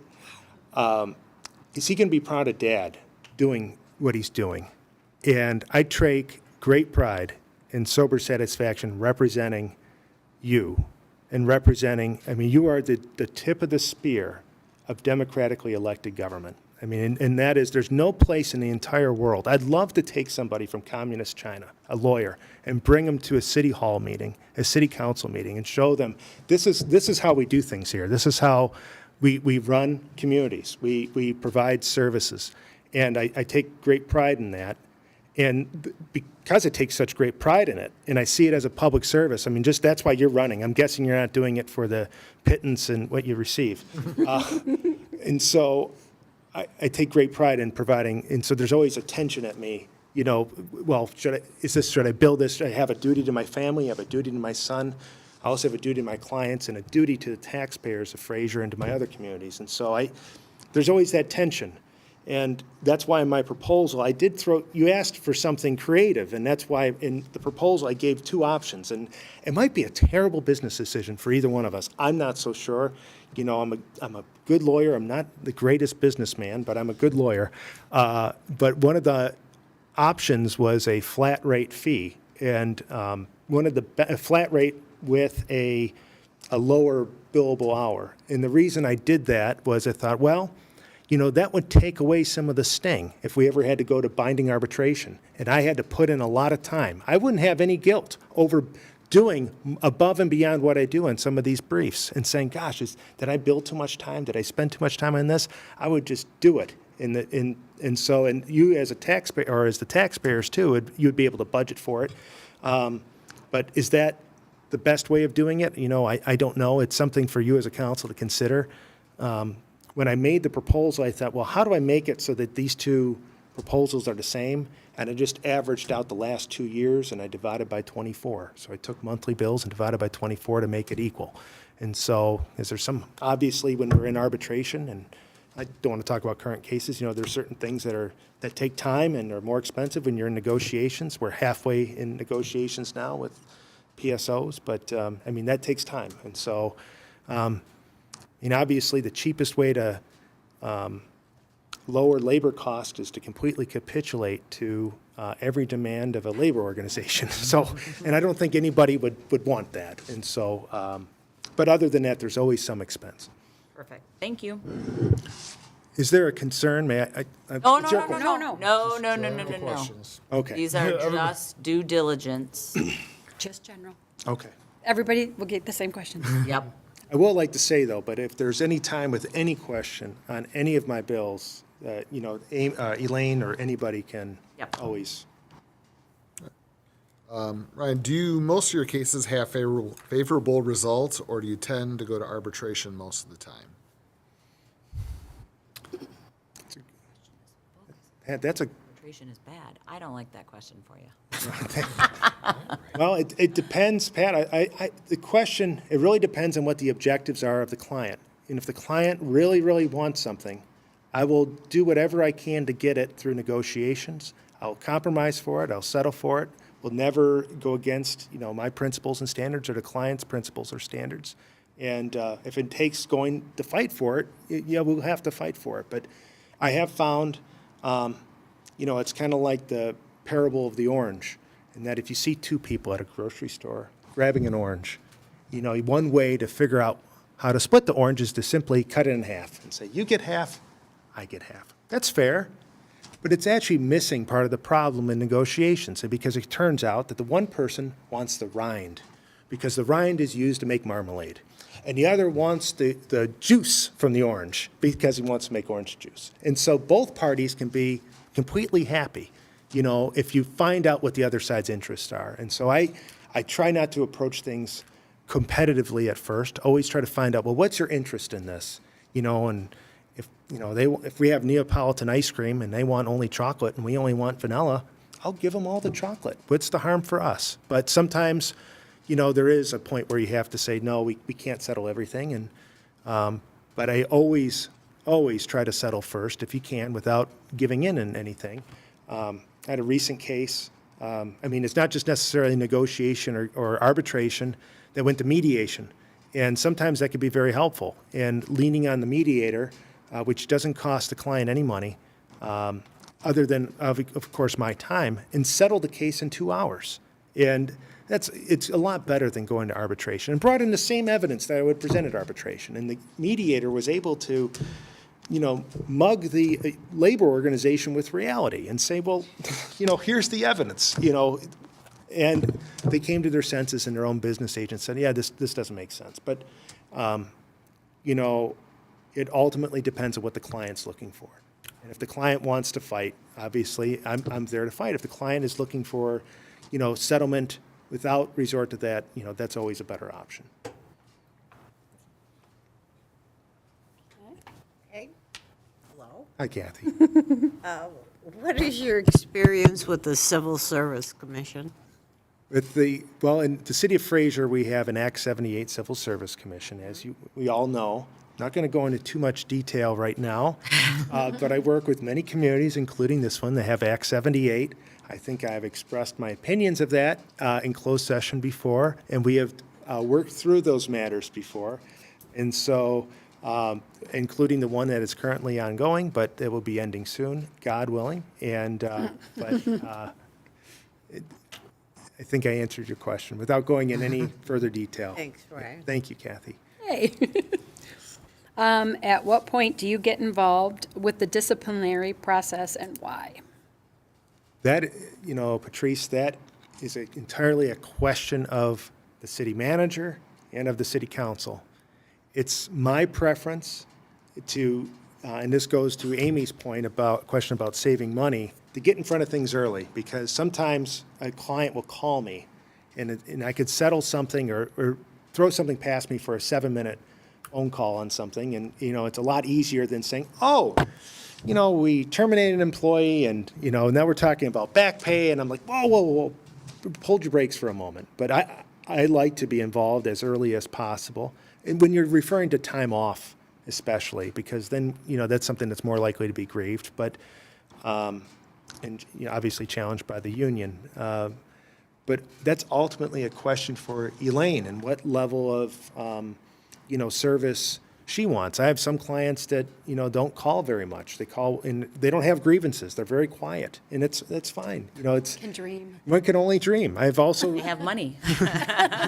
very, very, very, very busy places, and they're all for different reasons. And I couldn't tell you what they are necessarily, but in my experience, getting in early is best. And so, just for example, last week I spoke with. I was here anyway. Here I met with Director Kretschmer, and we talked about some matters. And so, don't want to go into any more detail than that, but.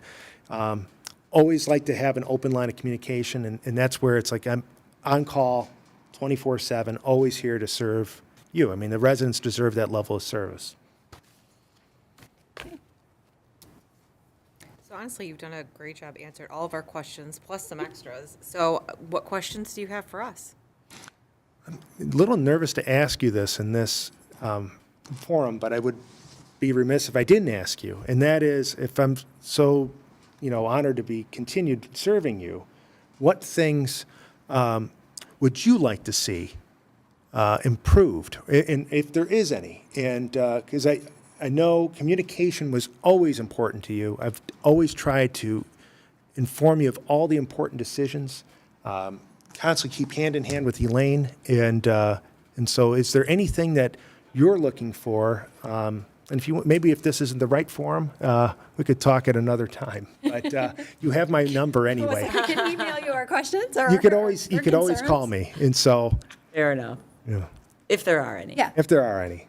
I'll just say one thing that I think is already a continue then is, it goes back to how you answered the first question of that, we'll tell you, potentially what the end game is, and you do give us not only the options, but the pros and cons of those options. And that's something that's really valuable for me in, in my decision and my vote that I get. So I appreciate that you do that and would say that, yeah, that's a continue. So thank you. Thank you. And just for a reference point, we're not making any decisions this evening. We're letting, obviously, Yeah, Suzanne and and the mayor Mike, yeah. also watch the meeting so that they can be informed of what's going on. And then, since December is going to be a very packed meeting, most likely, we'll decide later, most likely we'll be postponing any decision and discussion with regards to that until the new year anyway. So, just so you know. Okay. Full disclosure, so don't be fretting. Okay. No fretting. Enjoy the holidays. So have Work a great hard, one work with your hard. 30-year-old. Yes, work hard. Continue moving forward with the plan that we already had. All right. Thank you. Thank you. Please and Happy thank you. holidays. Thanks so much, Happy Brian. Thanksgiving. Have a good Thank you. Thanksgiving. Bye. Enjoy the baby and happy birthday to the little boy. 3 years. So excited. Time flies. It's a little bit more. Okay, it's more the. I am. I know it's not. I'm not numb right now. My fingers are not frozen. Who's next? The heat. All right. All right, next up, we have Gianmarco. Okay. We're doing both of theirs at the same time, correct? Well, if that's up what they to want. them. Yeah, it's up to them. Because they may have separate Yeah. people, depending, or separate. Yeah, it took the chill out a little. Yeah, it really did because I was like, just waiting for my teeth to start chattering. Okay, that's. Yeah, the heat feels good. Huh? The heat feels good. Oh my Feels gosh. so yeah. good. I'm seriously. You just I- got to have Kathy take care of it next time. You- Just Kathy's I in know, charge of the right? thermostat. Put it up. We were talking We're about all like delicate, like just. in the ladies' room. And We you were just went, discussing those.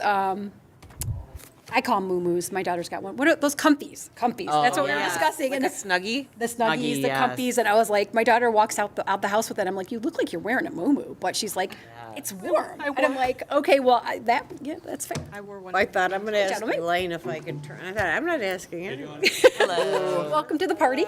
Thank you for coming in. Of course. So we're let you introduce yourselves and your firm, and we do have some questions for you as well. Okay. And then I don't know. Oh, yeah, and did you guys want to do we'll do both. presentation? Okay, Okay, perfect. that was our next question, yes. Yeah.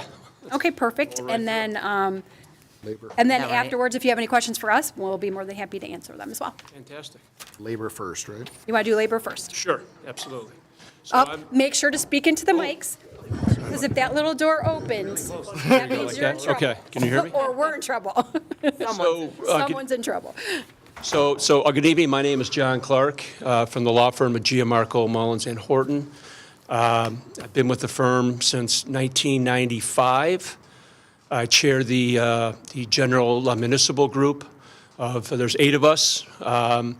And also, I'm on the board of directors and have been doing primarily labor and employment law for my entire career. And I'll let Mike introduce himself, and then I'll give some background about the firm. Thank you. Thanks for having us out here this evening. My name is Mike Bosnick. I've been with the firm since 2009. I do municipal work, attend meetings, advise councils and township boards on various matters, and do some district court work along with that. John's primarily the labor expert, and I'm part of the municipal group. So Gianmarco's been around in some form or fashion since the 80s. When I joined, it was Cox, Hodgman, Gianmarco, and then when Mr. Cox and Mr. Hodgman retired, Gianmarco was elevated, and then 2 others became the namestays. I've been primarily doing labor since '95. Do everything in terms of all negotiations, unfair labor practices, grievances, Act 312 proceedings, administrative proceedings. I'm a AAA arbitrator, so I handle both labor and employment matters for the AAA all over the country. And I have clients as far north as Alpena, as far south as Belleville, Redford Township, Plymouth Township, City of Taylor. We do work, some work for Mount Clemens, City of Pontiac, Bloomfield Township, to name a few. City of Taylor, City of Westland, pretty much from the smallest all the way up to the largest communities. And really enjoy what I do. It's called labor relations for a reason. I'm really into, building trust and understanding with not only the clients, but also with the employees and with their representatives, because I think trust goes a long way in this business. The goal is to negotiate deals. It's not to fight in court. It's not to fight in front of a 312 arbitrator. If that's what it takes, I can do it, and certainly will do it. We have great resources in our firm. We have 65 lawyers. We have others that do labor and employment law, but we have just a great staff. As I said, there's 8 people in our group alone, but there's other resources we have to do things. So happy to answer any questions. Okay. So what is your typical approach for negotiating union contracts? So the first thing is the goal. I mean, I have to meet with the client and figure out what their goals are in terms of a particular negotiation. So we just got done with some negotiations for Redford Township, and their goal was to deal with OPEB and pension issues. And so that's what we focused on. And so we brought in experts, actuaries, Plant Moran, and put together a strategy on how to deal with that. So, some bargaining is non-concessionary. A lot of it is just trying to keep and retain employees. That's a lot of things that I hear these days. Or, John, how do we keep people we have, and how do we get new people in the door? My approach is driven by the client and by the policies of the client, either through council, city manager, or a combination. And then once I have an understanding as to what's the goal here, what are the goals, and certainly I help shape and form those based on my almost 30 years in the business, because I know what's practical and what's not. I know, obviously, with all the other communities I represent, I have a good feel, not only in this county, the Tri-County, but statewide, what's really going on, what people are doing. But one thing I'm seeing a lot of is, back in 2011, 2012, everybody was doing the 2-tier, right? Any new hires, you got a different package, you got a lower multiplier or no defined benefit, you got a different wage scale, less vacation, less sick. Seeing a lot of doing away with those tiers, because what's happening is that the population of a bargaining group, where at one point the new hires were the minority, now they're becoming the majority. And so, so the union wants to make a change, and also the employer wants to make a change because they want to keep these people. They don't want them walking out the door. So we're doing a lot of that. I do a lot of stuff with retiree health care issues with a lot of different communities. I've litigated retiree health care issues all the way up to the Michigan Supreme Court and the 6th Circuit Court of Appeals. So big part of my practice. Excellent. Okay. Do most of your cases have favorable results, or do you tend to go to arbitration most of the time? Actually, I don't. I think, in terms of when you say cases, I'm going to assume bargaining, is that? Yes. Yeah, so, yeah, typically I pride myself in being able to cut deals if possible. Have I been to 312? I've been to several. A lot of times those settle along the way, short of going to a hearing, but I think I have a very good track record in terms of reaching a negotiated deal, and that's because I've been doing this long, and as I said, I have a good feel for what's out there and able to negotiate. But the good part is that my adversaries, I'll call those on the other side, know that I can take this all the way if I need to, and so that helps knowing that we have the horsepower to if we have to go there, we'll go there, and hopefully we won't, but if we do, we'll make it happen. And really, the trend for the 312s is kind of, during COVID, and I think, unfortunately, I think there's going to be an uptick when you talk about, especially when you have inflation where it is. I don't know how much money you guys received in ARPA, but some of our clients received substantial amounts of money. City of Pontiac got like $36 million, where the poor city of Wayne got like $1.5 million. That's one of my clients. Yeah, Yeah. we're like 1.5. Yeah, Yeah. yeah. We're City of Fraser. Yeah, a small little. There you Yeah. go. Yeah, so, so that, some of the communities were able to use that to get over the hump. Some of them, they don't have that luxury, so.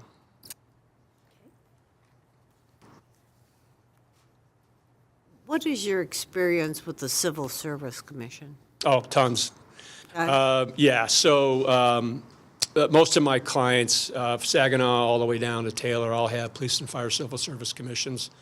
In fact, I'm dealing with an issue for one of the clients where they want to make an emergency appointment of a police chief because the other chief is suddenly resigning. So we're dealing with how to make those temporary appointments through the Civil Service Commission.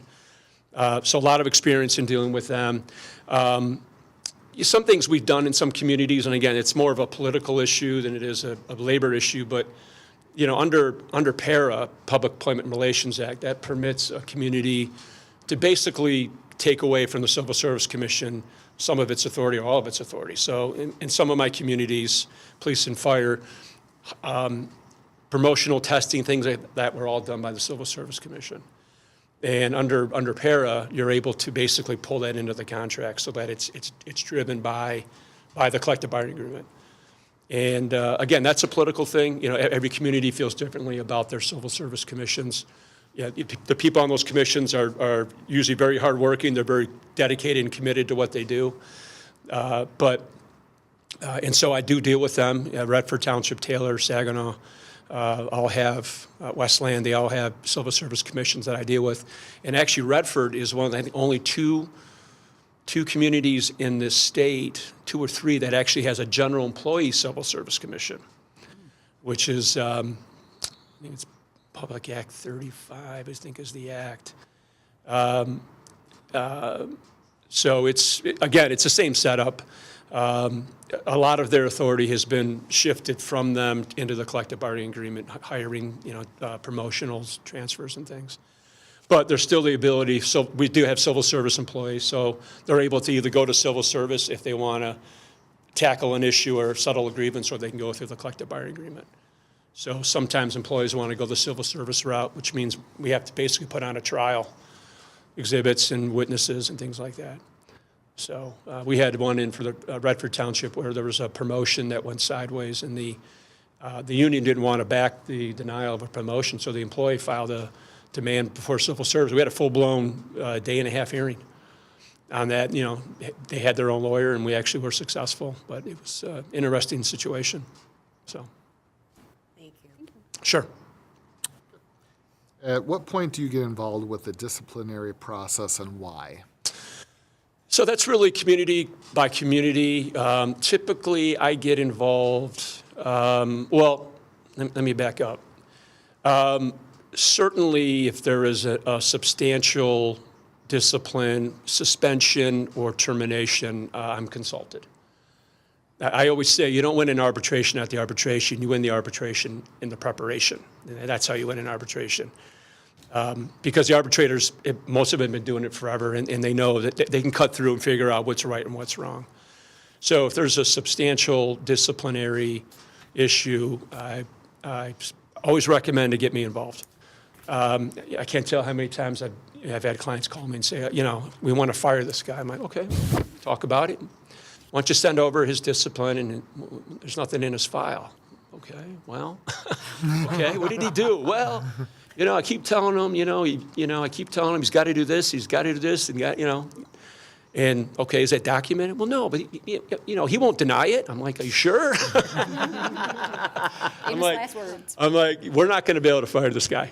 We're going to have to start off with a counseling, and we go through a written oral, and then you go through a reprimand, and then you maybe put him on a performance improvement plan. I do that a lot. I just have had a couple of those going on right now.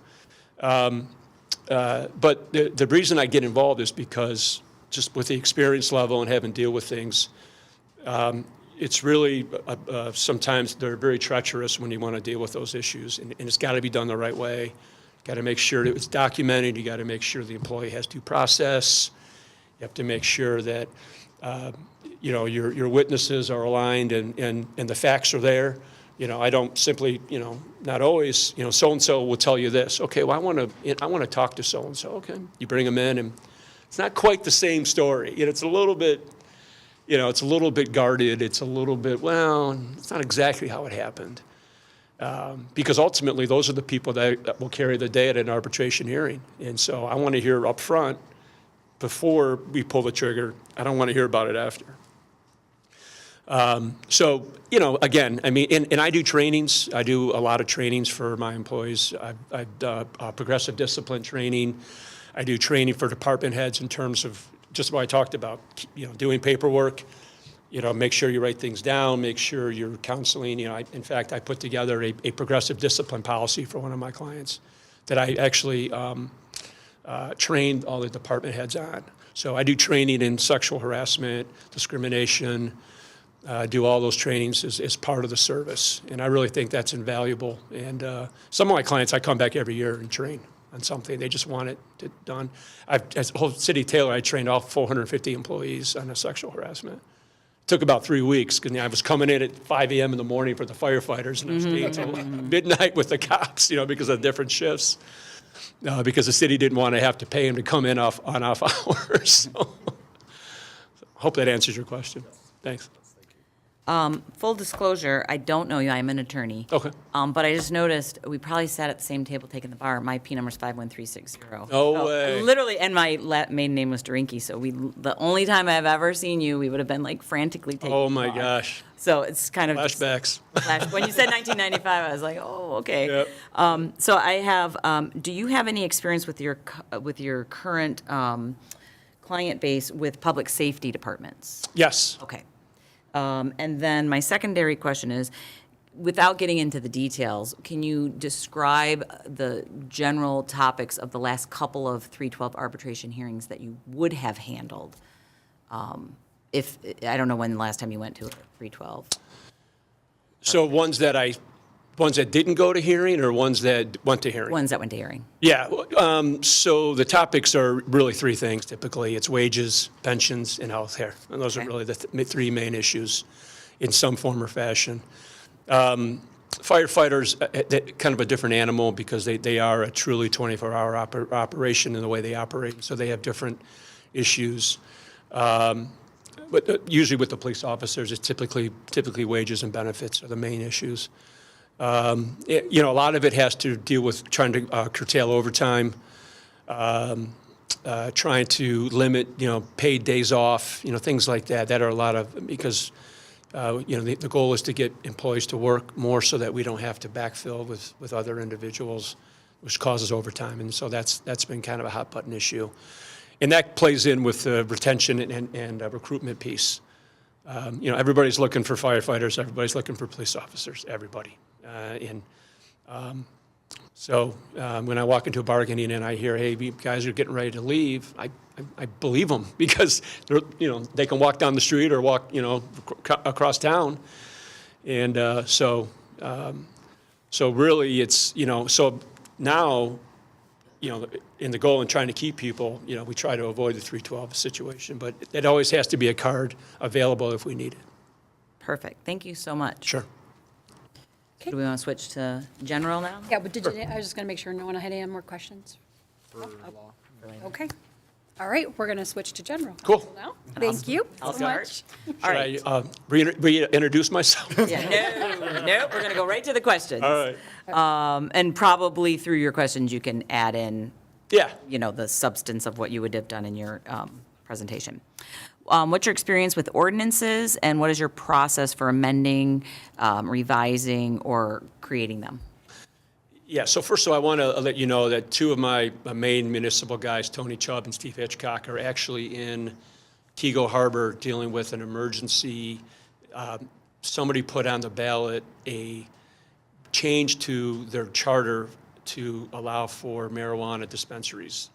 And they want us to file an emergency deck action and interlocutory, or injunction. So they're actually in Kego right now at a special meeting. I wanted to have them here, but I'm certainly in the business and can answer these, so, because we do a lot of the marijuana stuff. That's been a big part of our business last Other couple communities bring us in to special counsel. I think Mount Clemens did on a couple of Yeah. cases, and other communities as well. Yeah. So it's something that people in our office are very well versed with. Yeah. So on the ordinances, I pull the mic up to you. okay, I'm the other sorry, guy. I'm sorry. Oh, sorry, all right. So the tricky part about ordinances is you can't change one typically without potentially changing others. And what I mean by that is that if there's intertwine of ordinances or cross-references, if you change one, you could either render one invalid, or you could render it in conflict, or you could end up with a situation where you're not quite sure what is controlling. So again, when the ordinance is to be modified, number one, it starts with this body, with the city manager, in terms of, okay, what's the goal? Why are we amending ordinance? Is this just cleanup? Is this to make them compliant with state law? Or is there an issue? Do we have issues with blight? Do we have issues with dogs? Do we have issues with noise? Is there something that's driving a modification to an ordinance? And so again, it kind of like on the bargaining thing, it starts with what's the goal and objective of modifying the ordinance. Then you have to find the appropriate ordinance that applies. Either you have one on the books that needs to be updated, or we need to create a brand new one, again, depending on the circumstance. So a lot of it is driven by the policy considerations, what's the applicable state law, and what is already on the books. And so there's a lot of investigation that has to go in before you ultimately get in. The actual drafting of ordinances is actually fairly simple. I actually enjoy doing it. And most communities have a first read, second read process, which I think is good. Gives the public the opportunity to hear what the ordinance is, ask questions. If you need to make modifications, you come back to the next meeting, and hopefully at that point you have a final product. But I've had multiple readings of ordinance. Just because it says 2, it doesn't mean you have to have 2. You can have 5 readings if you want. And again, I think it's important that be a public process. The public should have their input. They should know why, because it's really the laws of the city besides the charter. And so it's important that be a public process and it's explained as to what it's doing. Because ultimately it's going to be enforced. And that's the other issue is, do we want some enforcement mechanism? Do we want there to be criminal penalties associated with the violation of an ordinance? Or is it simply just, this is the way things are to be handled?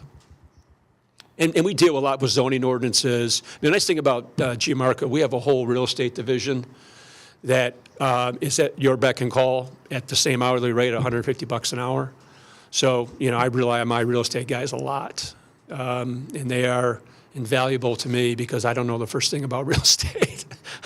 I know a lot about municipal, but not the real estate side. And we have tax attorneys, we have environmental guys that do tax tribunal work. That all comes at that same rate. And the nice thing about a 65-person firm is that you do have full service, one-stop shop. Bankruptcy guy, we do a lot of bankruptcy issues in a lot of our communities. Income tax issues, come up all the time. So that was kind of a long-winded answer, but hopefully that covers it. Thanks. Perk of a full-service firm. Thanks. What would you say the percentage of your clients are municipal? 100%. 100%. Mine, 100%. As far as I mean, the department firm? goes. Firm, yeah. Oh, Well, the group right next to us they do school district work. So if you include both of ours, it's probably over half the firm. Yeah, we represent SETSEG, which is it's a self-insured insurance pool. It's kind of like MMRMA, if you've ever heard of MMRMA. It's kind of like MMRMA. We're general counsel for SETSEG, and we represent in some form or fashion about 70% of all the school districts in the state. We do handle a lot of the litigation. We now have a Lansing office where we do a lot of work for Grand Rapids in the central part of the state.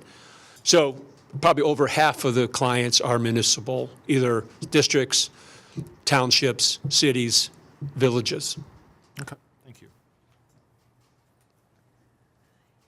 Going through your information, I noticed that most of your, you said municipalities are half, and do you have any familiarity with our court here in Fraser/Roseville, our court? The 39th District Court, Pardon? the local district court, I believe it's the 39th, right? It is 39th. Yeah, I think 39. Fraser and Roseville, I think you've got 3 judges. Okay. I've been there, I think, as representing friends on traffic tickets a couple times. But I've never sat there as a prosecutor or had any of my own tickets, thankfully. But no, I mean, I'm familiar with the building. I know you've got 3 judges. I think one of them's relatively new to the bench.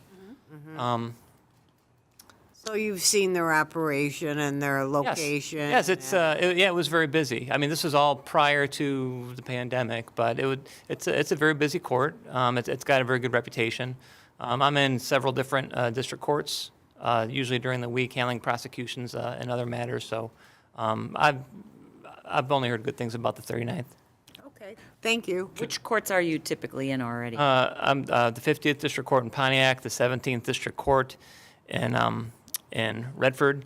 I do some part-time magistrate work in Oakland County courts. I'm one of the magistrates that'll arraign on the weekends for a number of county courts. Awesome, thank you. City of Wayne. City of Wayne as well. And also Kego Harbor. And Oak Park District Court. Can I- Also, go ahead. Can I ask a follow-up on the district courts? If city attorney is scheduled to be there at 8:30 in the morning, is that your opinion, is they should be there at 8:30 in the morning? I'm usually at 8:15. Okay. Because I like to get settled in. I like to get a handle on my files. I probably prepare a little bit too much. I don't charge for all the time I take to prepare, but I'd rather be more prepared than less prepared. Okay. So usually I try to be 15 minutes early wherever I'm headed. So I just want to follow up. So Carrie Miller, who is actually at Hamilton tonight at a play with her family, she is also a MIDC representative, the Michigan Indigent Defense Council. She actually trains for several communities, including Oak Park and Ferndale, and I think she just picked up another community. Yeah. So she is intimately knowledgeable about the MIDC and the requirements that state legislation brings in terms of how to deal with that. And she's a 15-year prosecutor out of Oakland County. She worked for the Oakland County prosecutor's office, and I was lucky to snag her. And now she works for us and does a great job along with Mike and 2 other people that do What was prosecution. her name again? Carrie Miller. Carrie Miller. Yeah, I believe her bio is probably in the packet. Thank you. How successful have you been with remediating blight properties, and how have you achieved that success? So part of that goes with the ordinance. So the first question we got is making sure that the ordinance is up to speed and is very favorable to the community. One thing that we've been doing, and I'll let Mike talk about this too, is we've been using the abatement process through the district court. Mike, you want to explain how that? Sure. Oftentimes we'll file motions. In some of our communities, blight is a real sore topic.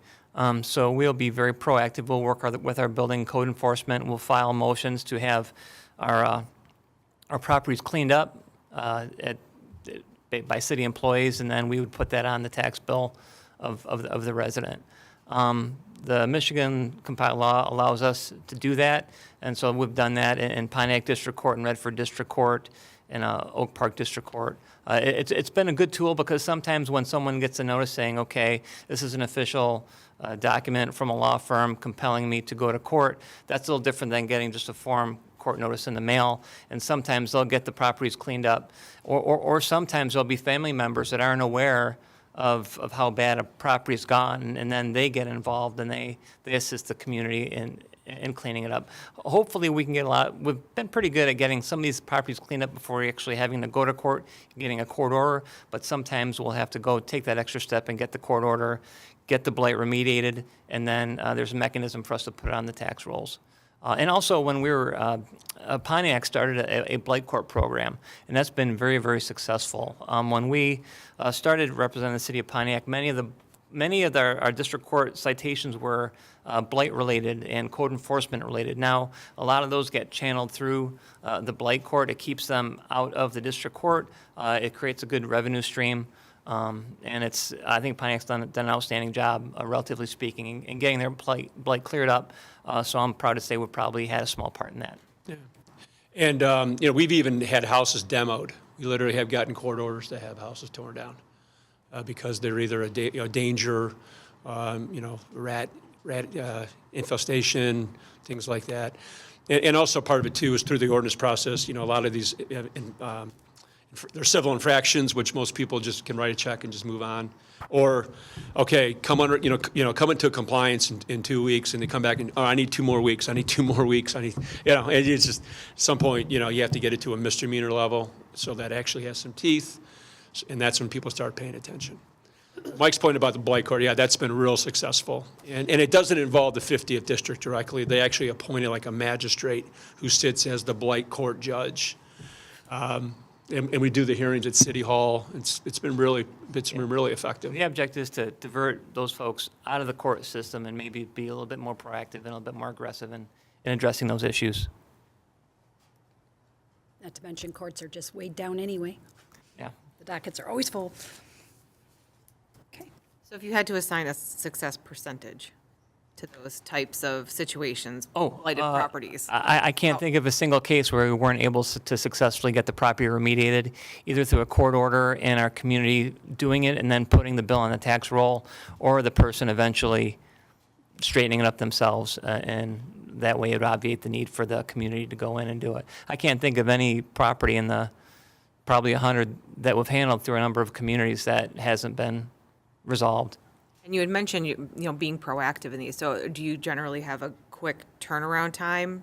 Yes, if we get an email or something from our code enforcement, we ask for the appropriate paperwork. They get us the appropriate paperwork. We try to get something filed within a week or two, and then it's up to the court to be able to schedule it on the docket. Great, thank you. Any other questions? Okay, did you have any questions of us? So I see, obviously, city manager, form of government. So what is the actual, all the department heads report to you, and then you report to council? Is that, okay. Okay. That's, okay. We have strong mayor form, we have city manager form. Actually, in Bradford Township, they have a superintendent, which I think she's only the one or two in the whole state, where she is like a city manager. Her name's Diane Webb. She's like a city manager, but in the township form of government. So we're used to all forms of. Oakland does? Oh, that's a manager. It was superintendent. Yeah, superintendent, yeah, Oakland, that's right. And you guys meet twice a month? Yeah, I was gonna say. No, technically once, but we often have extra meetings. Okay. But typically, it's once a month. Once a month, okay. It's the second Thursday of the month. Okay. Twice this week. Yeah, we did meet twice this week, yeah. Yeah. Yeah, Thursdays are, most of our clients are either Mondays or Tuesdays, so Thursdays are good for us. Ours is always the in terms of second nights. Thursday. Okay, and just so that you're aware, we're not going to be deliberating this evening or anything. Oh, I got you, yeah. Okay, yeah, because we're going to let our other council members Yeah. review the video. And then I know our December is, so most likely we're going to be looking at making the decision after the new year. Great, So, fantastic, yeah. You've got a great community. Thank you for having us out.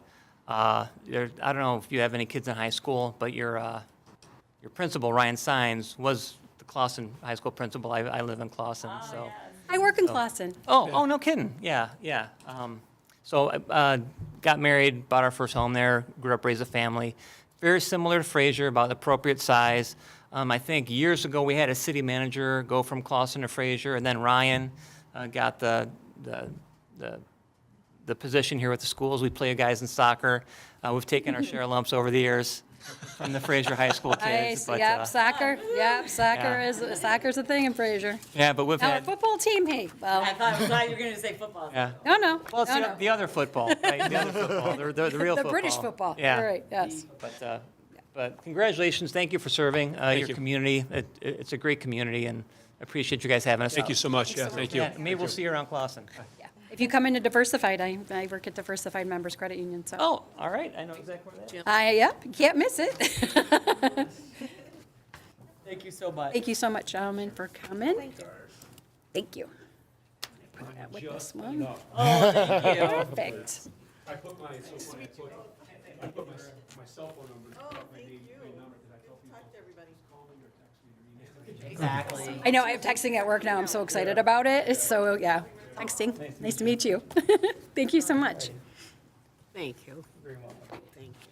Saw the snow coming down out there. Hopefully it's not going to Okay. stick. Ooh, All right, nice to meet you.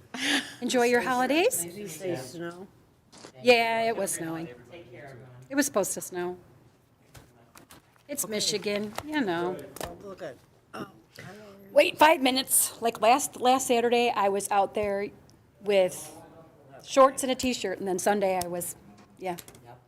I need to put on Carhartt, so. I really am. With him taking the bar. Probably. That is crazy. Literally, when I just looked Yes. by our numbers, and he's 4 off from me. We would have literally done this, because you had probably about this much room. That's hysterical. Well, it's funny that he lives in Clausen, because, like, we are very similar communities, though. It's so weird, because, but they put out signs like, we're coming out for the Leafs tomorrow, do not park. Shipman. Schiffman? That one was longer Okay. because they I did didn't hear- both, I just so you know. Yes. They didn't get special treatment. They had bid for both, so we figured. You want to file an objection? Yeah. Unfortunately denied. All the time. However, However, We can go all night. favor is usually supposed to be kind of. yeah. I can go all night too, but less is more with this council. Drives me Or more is less, right? More is less. Less is more, more is less, yes. talk to them about that. She'll be right back. Well, just to, so how we've been doing it is, we'll let you do an introduction, let us know about your firm, what you provide, and then we will have questions for you. And then if you have questions of us, we will be happy to answer those for you. Great, thank you. Just give us, What? I think we're waiting. yeah, just 1 minute, yeah. Yes. You got to be tired of talking to lawyers by now. Right. Well, there's 2 of us on council. She's. Oh, yes. Make sure you're talking Pull your into mic the up mics. close, yeah. I will. Every time that door opens, it's not good. He yells at us a lot. Yeah. He doesn't even have to. That's the best Yeah, part once of we it. hear the All he has click, to do is click. open the door, and everybody's like, "Wait, whose mic's not on? Who's not talking into the mic?" Big ones hanging from the ceiling. Yeah, it really does become comical at a certain point. We're like, "Oh yeah, Absolutely. yeah."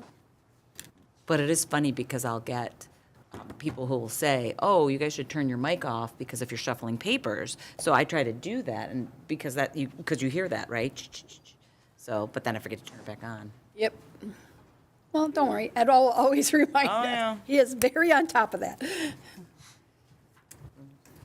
Alrighty.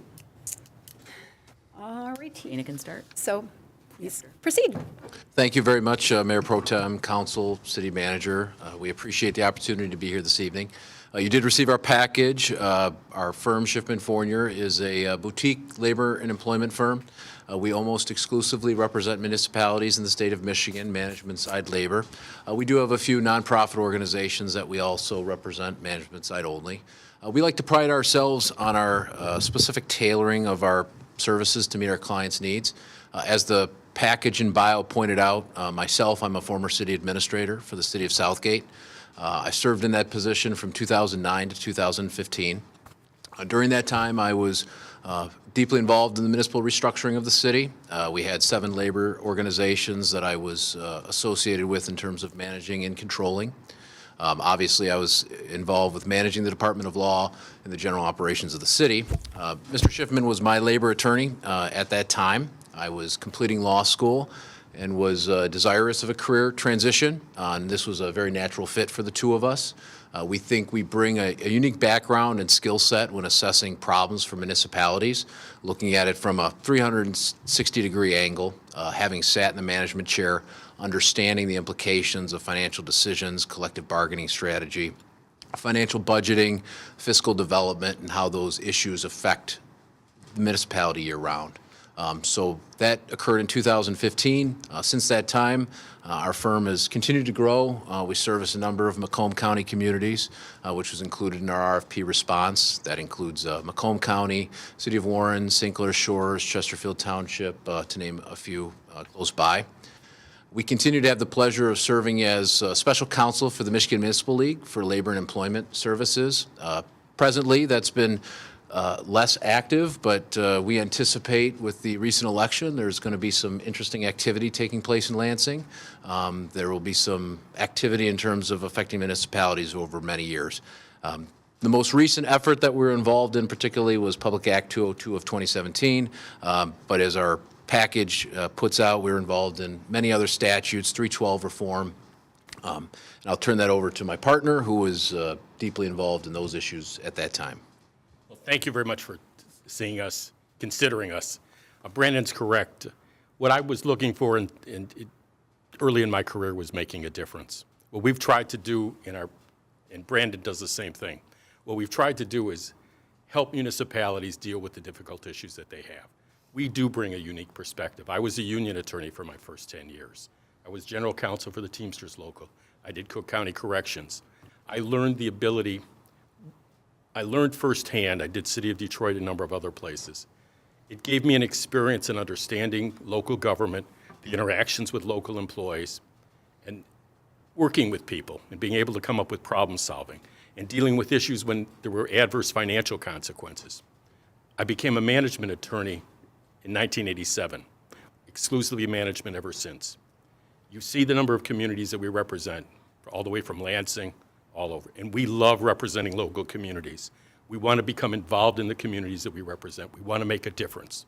We don't just want to be a vendor. We want you to feel comfortable talking to us and letting us help you plan for the future. I was involved with Michigan Municipal League in writing the 312 law, in dealing with the financial crisis, Public Act 152 regarding health care. Those are things that I worked with Samantha Harkins from the MML at the time, and we drafted that legislation. I testified in those, and we made a big difference. The challenges we're going to face now are very similar to what we faced then. It's an uncertain future as we move forward. Who you pick to be your labor attorney is critical, and Brandon would be the lead here. He would be your lead, but we work together. Everything we know in each of our communities, we want to make sure that you can call either of us and make sure that we can respond. We could not represent the number of communities that we do without being responsive and making sure that we do make a difference and that you get a response quickly, and we help you develop the strategy to make a successful collective bargaining decision or dealing with your employment issues. We're happy to answer any questions that you have. We want to know what you think and what you expect from us, because we work for you. Fraser's different than any other community. Each of the communities we represent are different. We don't come in and say, this is a cookie cutter, that the response is the same for everybody. It's not. You have to be different in each community and understand the community. Look at how you deliver services and what you expect and what your finances are. Brandon's financial background is essential. The background and the history that I have, I think, lends a totally different perspective. I've done thousands of arbitration cases, wrote the 312 law. I think together we formulate a very effective collective bargaining strategy, and we believe we can assist the city in making those decisions. I think we know the lawyers who are out there. Any choice that you pick among the attorneys that you have for all of these positions will be an excellent choice. So we're not here, I think all of them are fine lawyers. The issue that you have to decide is who's the best fit for you. And we would suggest that we think we can be an excellent fit for you. And we think we can help the city moving forward, and we accept that challenge to do that. Happy to answer any questions that you might have. Thank you. Thank you. Okay, Amy, you want to start? Okay, sure. Well, I guess really to the heart of it, because your list of clients is very impressive, especially for being a boutique firm. How do you manage the work? And how would you fit Fraser in? Short of not sleeping, because that doesn't, as much as we've done that, but Told how I do you? can't use that answer. Yeah, no. And you it can't. told me I can't answer it. Because that is like a violation of other labor laws, right? That lawyers don't have to adhere to. But how do you envision, if you got our work, fitting that into your pretty impressive resume already? I think from our perspective, we would say our clients would tell you that we respond the same day to nearly almost every inquiry. And we're able to do that primarily. The nature of labor work itself does not lend itself to every day. General counsel is a very different practice. Our role is to generally step in when there's a problem or a designed event such as collective bargaining or potential 312, be able to sketch out, dedicate those resources to address that efficiently. But as Howard indicated in our opening statements, we are responsive. We are completely involved with one another as it relates to the activities within our communities. We're generally both always available. We use, of course, all forms of technology, but we understand, particularly in my own experience for myself, as a city manager, you can't wait for an answer most of the time. Some issues do need to be researched and analyzed, but when you're dealing with a very serious employment event or something that could precipitate into a discharge or an employee safety issue, we need to be available, and we consider that to be a requirement to provide the service that we do. And to respond to what you're saying and to supplement what Brandon just said, everybody doesn't need things right away. And the other thing is, we have a long history with most of our communities. What's happened is over time, you need to use us less. In most communities, you're able to settle things, you're able to resolve those issues. There's sometimes a bumpy start, but what happens is you don't need to use, our goal is for you to use us less, not to use us more. So that happens quite frequently, where you're not going to hear from a community for quite a while. You call them up and say how things are going, but you're not going to need the services. And over time, that's our goal. If we represent you, it's to do the issues that you need that may need restructuring. There may be difficult times. We don't know that yet. That's for you to tell us and to work together and frame it. But the idea is that over time, you don't want to use your labor attorney. You don't have to use it. It's an unnecessary expense. So a lot of our communities call us back today, do this and that. But we're doing ARBs. We do not schedule an arbitration the same day. It happened once and it was an accident. Both of the cases got adjourned because of illness during COVID. It didn't happen. We had the same room booked in the same community. We didn't even know. The date was funny too, right? Yeah, it was. But what happened is, so we're able to do that, and we're not doing other things. This is all we do, is doing labor stuff, and much of it you can do by phone. Much of it, if you need us here, we'll be here. We do work differently. I've been in bigger law firms. We do work differently than most lawyers do. We love what we do. And I think that reflects in what we do. Thank you. Patrick? Sure. What is your typical approach for negotiating union contracts? Again, I think we like to make that a client-specific approach. Obviously, we want to understand the financial situation of the community, review the financial statements, the CAFR, depending on the retirement system and the associated benefits that are likely to be impacted. We want to have that complete background. We think that it's strategically important to build a strategy before you have that first meeting. You should always be 100% determined of what you'd like to accomplish before you have that initial meeting, because strategy is going to lead to good process, which is going to lead to better results. And when you've got that plan and roadmap in hand, obviously, we typically, in a situation, would discuss those initial proposals with the management team, the elected officials, and then we would begin the process with the respective labor organizations. But the intent is to always be strategically seeking our desired outcome and not waiting to see what the union has to offer and try to build our strategy from that perspective. The only thing I would add is we look for the future. We don't want to just look for the 3 years of the contract, but we want to look at what you're looking for not just 3 years from now, but 6 or 9 years from now. Planning is everything in your contracts. You can't just look at the 3-year period. You've got to see forward. You've got to see the chessboard moving forward. It's critical. What is your experience with the civil service? Both of us, Brandon administered Act 78. The City of Southgate was Act 78, Police and Fire Civil Service, and it was also a municipal civil service system. So as city administrator, I was involved in that management structure. Many of our clients do, both our townships and our city municipalities. So there's obviously a variation on those civil service systems. But we appear before them on occasion for our respective clients, or we seek to maximize internal HR employment systems when civil service systems rules sometimes don't meet the current needs of the labor market. But we've, I think, had a full range of issues before civil service commissions during our careers. Done a number of Court of Appeals cases that we litigated that I tried in Warren and Madison Heights. We have Act 78 commissions in Warren, Madison Heights, Waterford, Berkeley, wide variety of other communities. And if they don't have an Act 78 commission, they have a local police. Oh, I'm sorry. Thank you. It's for the TV, not for us. It's for the TV. I don't like TVs to hear my voice. I feel you on this. But if you don't have an Act 78 commission, you also have internal police and fire civil service commissions, and we've done a number of them. Downriver has them, almost every community has them. We tried cases in front of them, dealt with them, brought issues before them, and we're working in one community now and actually rewriting their civil service commission. They want to change the way they handle it. They've asked us to work with them on it. We don't want to disclose that community. Do most of your cases have favorable results, or do you tend to go to arbitration most of the time? I think it's a mixed bag. I think it depends on the issue. We certainly like to think that the issues that we do litigate or arbitrate, we do have a stronger success record than not. But it's about strategic approach to the various issues. Our job is to tell the client what we think the outcome will be.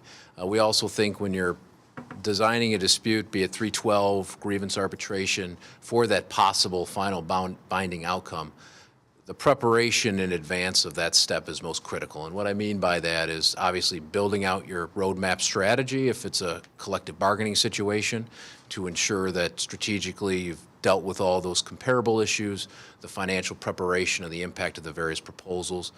But then the next phase becomes selection of the arbitrator, ensuring that you make the right selection to ensure the best outcome. Obviously, we pride ourselves on being familiar with most of them and understanding what the outcome will be. So you're going to get an assessment from us along the way. As we're going through the process, as the dispute or issue is coming to fruition, and then also as we meet that next phase based upon this selection of the arbitrator or this judge draw in circuit court, we think the outcome will be this. Our goal is to certainly never have our clients surprised with an outcome. Make sure they understand what the possible alternatives would be and make the best decision with that information. We just were talking in the hallway about a case, an arbitration case, and I was telling some of the other lawyers out there, I had just settled an arbitration, grievance arbitration, not 312. It was a suspension case of a police officer, and my HR people were happy with it, the settlement that we reached. We didn't arbitrate it, we saved the money, we had a certain result. But my police department wasn't happy with it. I didn't know that. I only found out last week because what happened is the individual got fired subsequently. And so I'm meeting with them preparing the discharge case, and the chief and, some of the other command officers said, we weren't happy with that prior settlement. And I go, really? We are now. We understand now. He took a 30-day suspension, so now the discharge is going to be upheld, correct? I said, yep. I said, I didn't explain to you. We settled the first case so we could win this if he screwed up again. So we were successful in coming up with a strategy, and you always have to see what happens next. We pride ourselves in that ability to say what is going to happen down the road, and we'll tell you that. And if you want to know why we're doing something, there's an occasion we say it's our instinct. You just do this enough, you think this is the right thing to do. Sometimes I can't even tell you why. 90% of the time we're able to tell you why. And it's seeing what down the road, and that's so critical in what we do. At what point do you get involved with the disciplinary process and why? I'll do that one first. It's going to depend on the community and what you want to do and the severity of it. In some communities, they're not going to involve us in minor stuff, but I'll use a police department, your public safety as an example. If a public safety director or HR or the manager think this is something we need the labor attorney on, if you think that there's a possibility that the individual is going to be a problem, if you think there's a possibility that it may result in serious discipline, I would suggest you get the labor attorney involved early, whoever you use, because you're going to come to them later and defend that action. You're going to know whether that, so you map out a strategy. And I'll give you an example of when I was a union attorney, and I learned this there. When I was a union attorney, I represented a downriver community. Right after I became a management attorney, and there were good reasons for it. I couldn't, I loved the people that I worked with. I loved city employees. I didn't like dealing with people who screwed up all the time, and I had to defend them. And I couldn't do it anymore.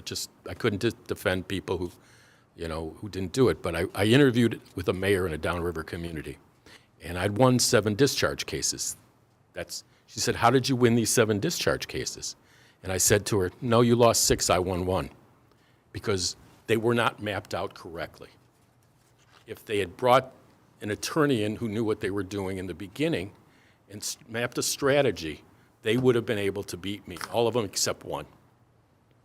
They made the mistakes. You have to learn. You say, write it this way. Brandon and I do that all the time. We get calls from HR, from fire departments, for general DPW. We have this situation, what do you think? Talked to a chief the other day. You think this is going to be a discharge? I said, it will be. And today we settled it with a resignation because we were able to come up with something early on. You didn't have to pay a lot of money. We were able to map out a strategy we reached an agreement with the union representative just today. By calling early, we were able to step in and be able to reach that resolution. So early intervention, just like in a lot of other businesses and things you do, is a good thing sometimes. But you work as a team. We don't work alone. That's why when Brandon and I talk, we rely on what you tell us, and that being your administrators, your manager, and your various department heads going through whoever is the contact person. Okay, thank you. Any other questions? Nope. Okay. Did you gentlemen have any questions for us? I want to thank you for having us. It's coming. always interesting and fun to meet new people and new communities. I think that in my career, and I know Brandon's now working with MML and being able to come into all these different communities all over the state, there's so many wonderful people that you meet and be able to help. And we appreciate the opportunity to work with you. And we hope you consider us. But whatever, we hope you're successful in what you want to achieve. Thank you very much. Thank you. And just so you know, we are thinking that we will be, we're not going to be deliberating this evening because we do have 2 the mayor and another council person out. They're going to be watching the videos so that they can, see all the interviews. And then our next month's meeting is very heavily stacked. So we're thinking most likely after the new year, that's when we'll be deliberating this and then choosing what we're going to be doing.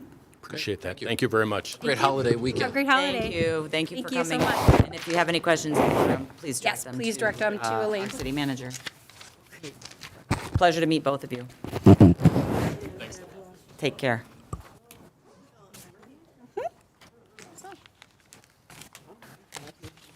Oh, never. It's Don. Don would never. Yes, he has. He would never mail it in. It's Don. Don would never Yeah, mail it. he's been out there the whole time. He would never mail it in. God, no. Don is too thorough. No, I meant, I'm shocked he's been out there all this, and he's phenomenal. Did he come right He was here. Yeah, he's been here the whole time. I know. I'm shocked. I got a Okay, question. you absolutely can. Patrice has been texting him, don't let her. I have not. I'm Oh, I'm like, no, I haven't. I'm like, how could you? Like, Yeah, I'm like, hello, Mr. Denell. Well, good evening, everyone. Hello. I have a question for you right off the bat, Mr. Janelle.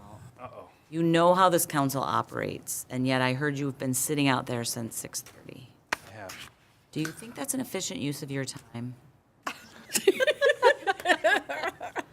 I wondered if you would ask, and I actually have an answer. It was one of the more enjoyable nights I've had in a long time because all of the lawyers and engineers could tell stories, catch up on history, old judges, old war stories.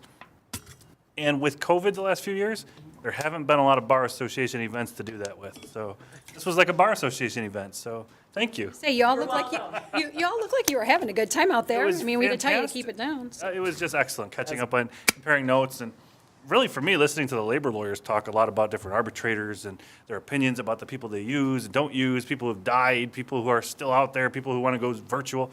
I really learned a lot tonight just in talking with all of them, and I met some good people that I hadn't met before. So Aw, well, Yeah. that's a good answer. The perfect, well, it's the truth too, though. Yeah. it's the I truth. know exactly what you're talking about. Yeah, it was great. Yeah. Yeah, everybody seemed very delightful so far. I really have nothing negative to say about anybody. So what we've been doing is we're letting you do your introduction, although we all know you, but please do your introduction, and then we have questions, and then we will allow you to have questions for us. Fantastic. Okay. Thank you. For anyone watching at home who may not know me, I am Don Denault. I am with O'Reilly Rancilio. I am born and raised in Fraser, well, not born in Fraser, Michigan, because obviously I was born at the hospital. And we don't But have one. raised in Fraser, Michigan, all my life. My parents still live here. I am with the firm of O'Reilly Rancilio that has been around since, in one incarnation or another, since 1968, when Paul O'Reilly became the first city attorney for the city of Sterling Heights. I was lucky enough, fortunate enough to join in 1995 as a summer law clerk in law school, and fortunate enough to pass the bar and be offered a position with working with Paul and doing municipal work in 1996. And I haven't looked back since. There was one point in time when John Nitz, who most of you may not have met, tried to steal me from Paul.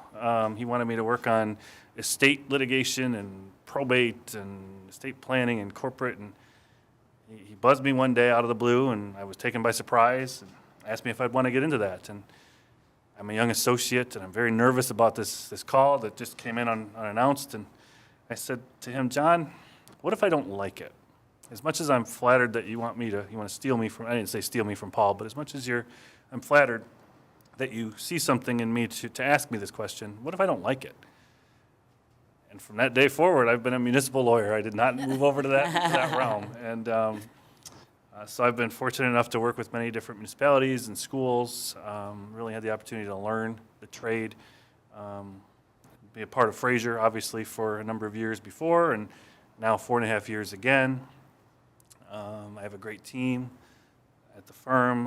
We have people like Clark Andrews with almost 50 years of planning and zoning and municipal experience, and I have great new associates, including one who's a year out and just doing a phenomenal job. So we did lose another really good one that we had committed to. She was snatched up by a really big firm, and she wanted to do mergers and acquisitions. So I'm guessing the nights at the zoning board and planning commission meetings have weighed into that decision a little, and certainly the big firm aspect probably did too. So I don't know what more to tell. That's sort of the introduction to the firm, a little bit of history. Most of you have heard it. Some of you I know haven't, so I can give you more. Graduated from Fraser High School, went to Western, then went to Wayne State, came home and went to Wayne State. That's about all I've got. I worked in Parks and Recreation as a baseball coach for 3 summers.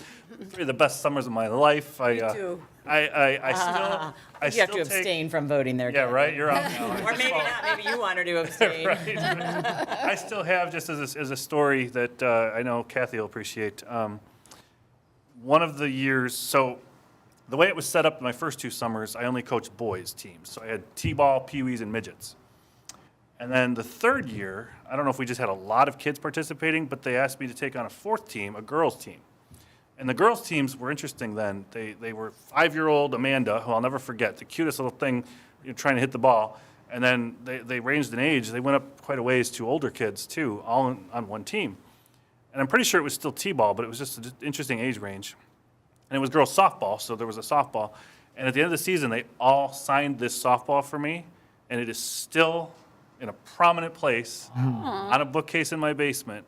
And every time I take Lucas around and I show him the basement, we stop at that softball, and I will not let him take it and drool on it. So one day when I get some actual free time, I want to look up the names of all those girls on that ball, because I'll bet a lot of them, I know there's a Gerke, I think, on there.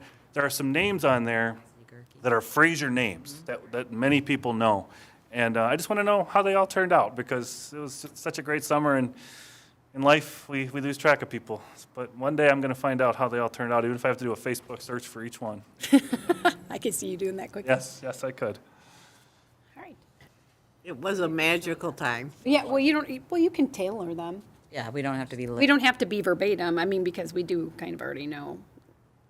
So, well, all right.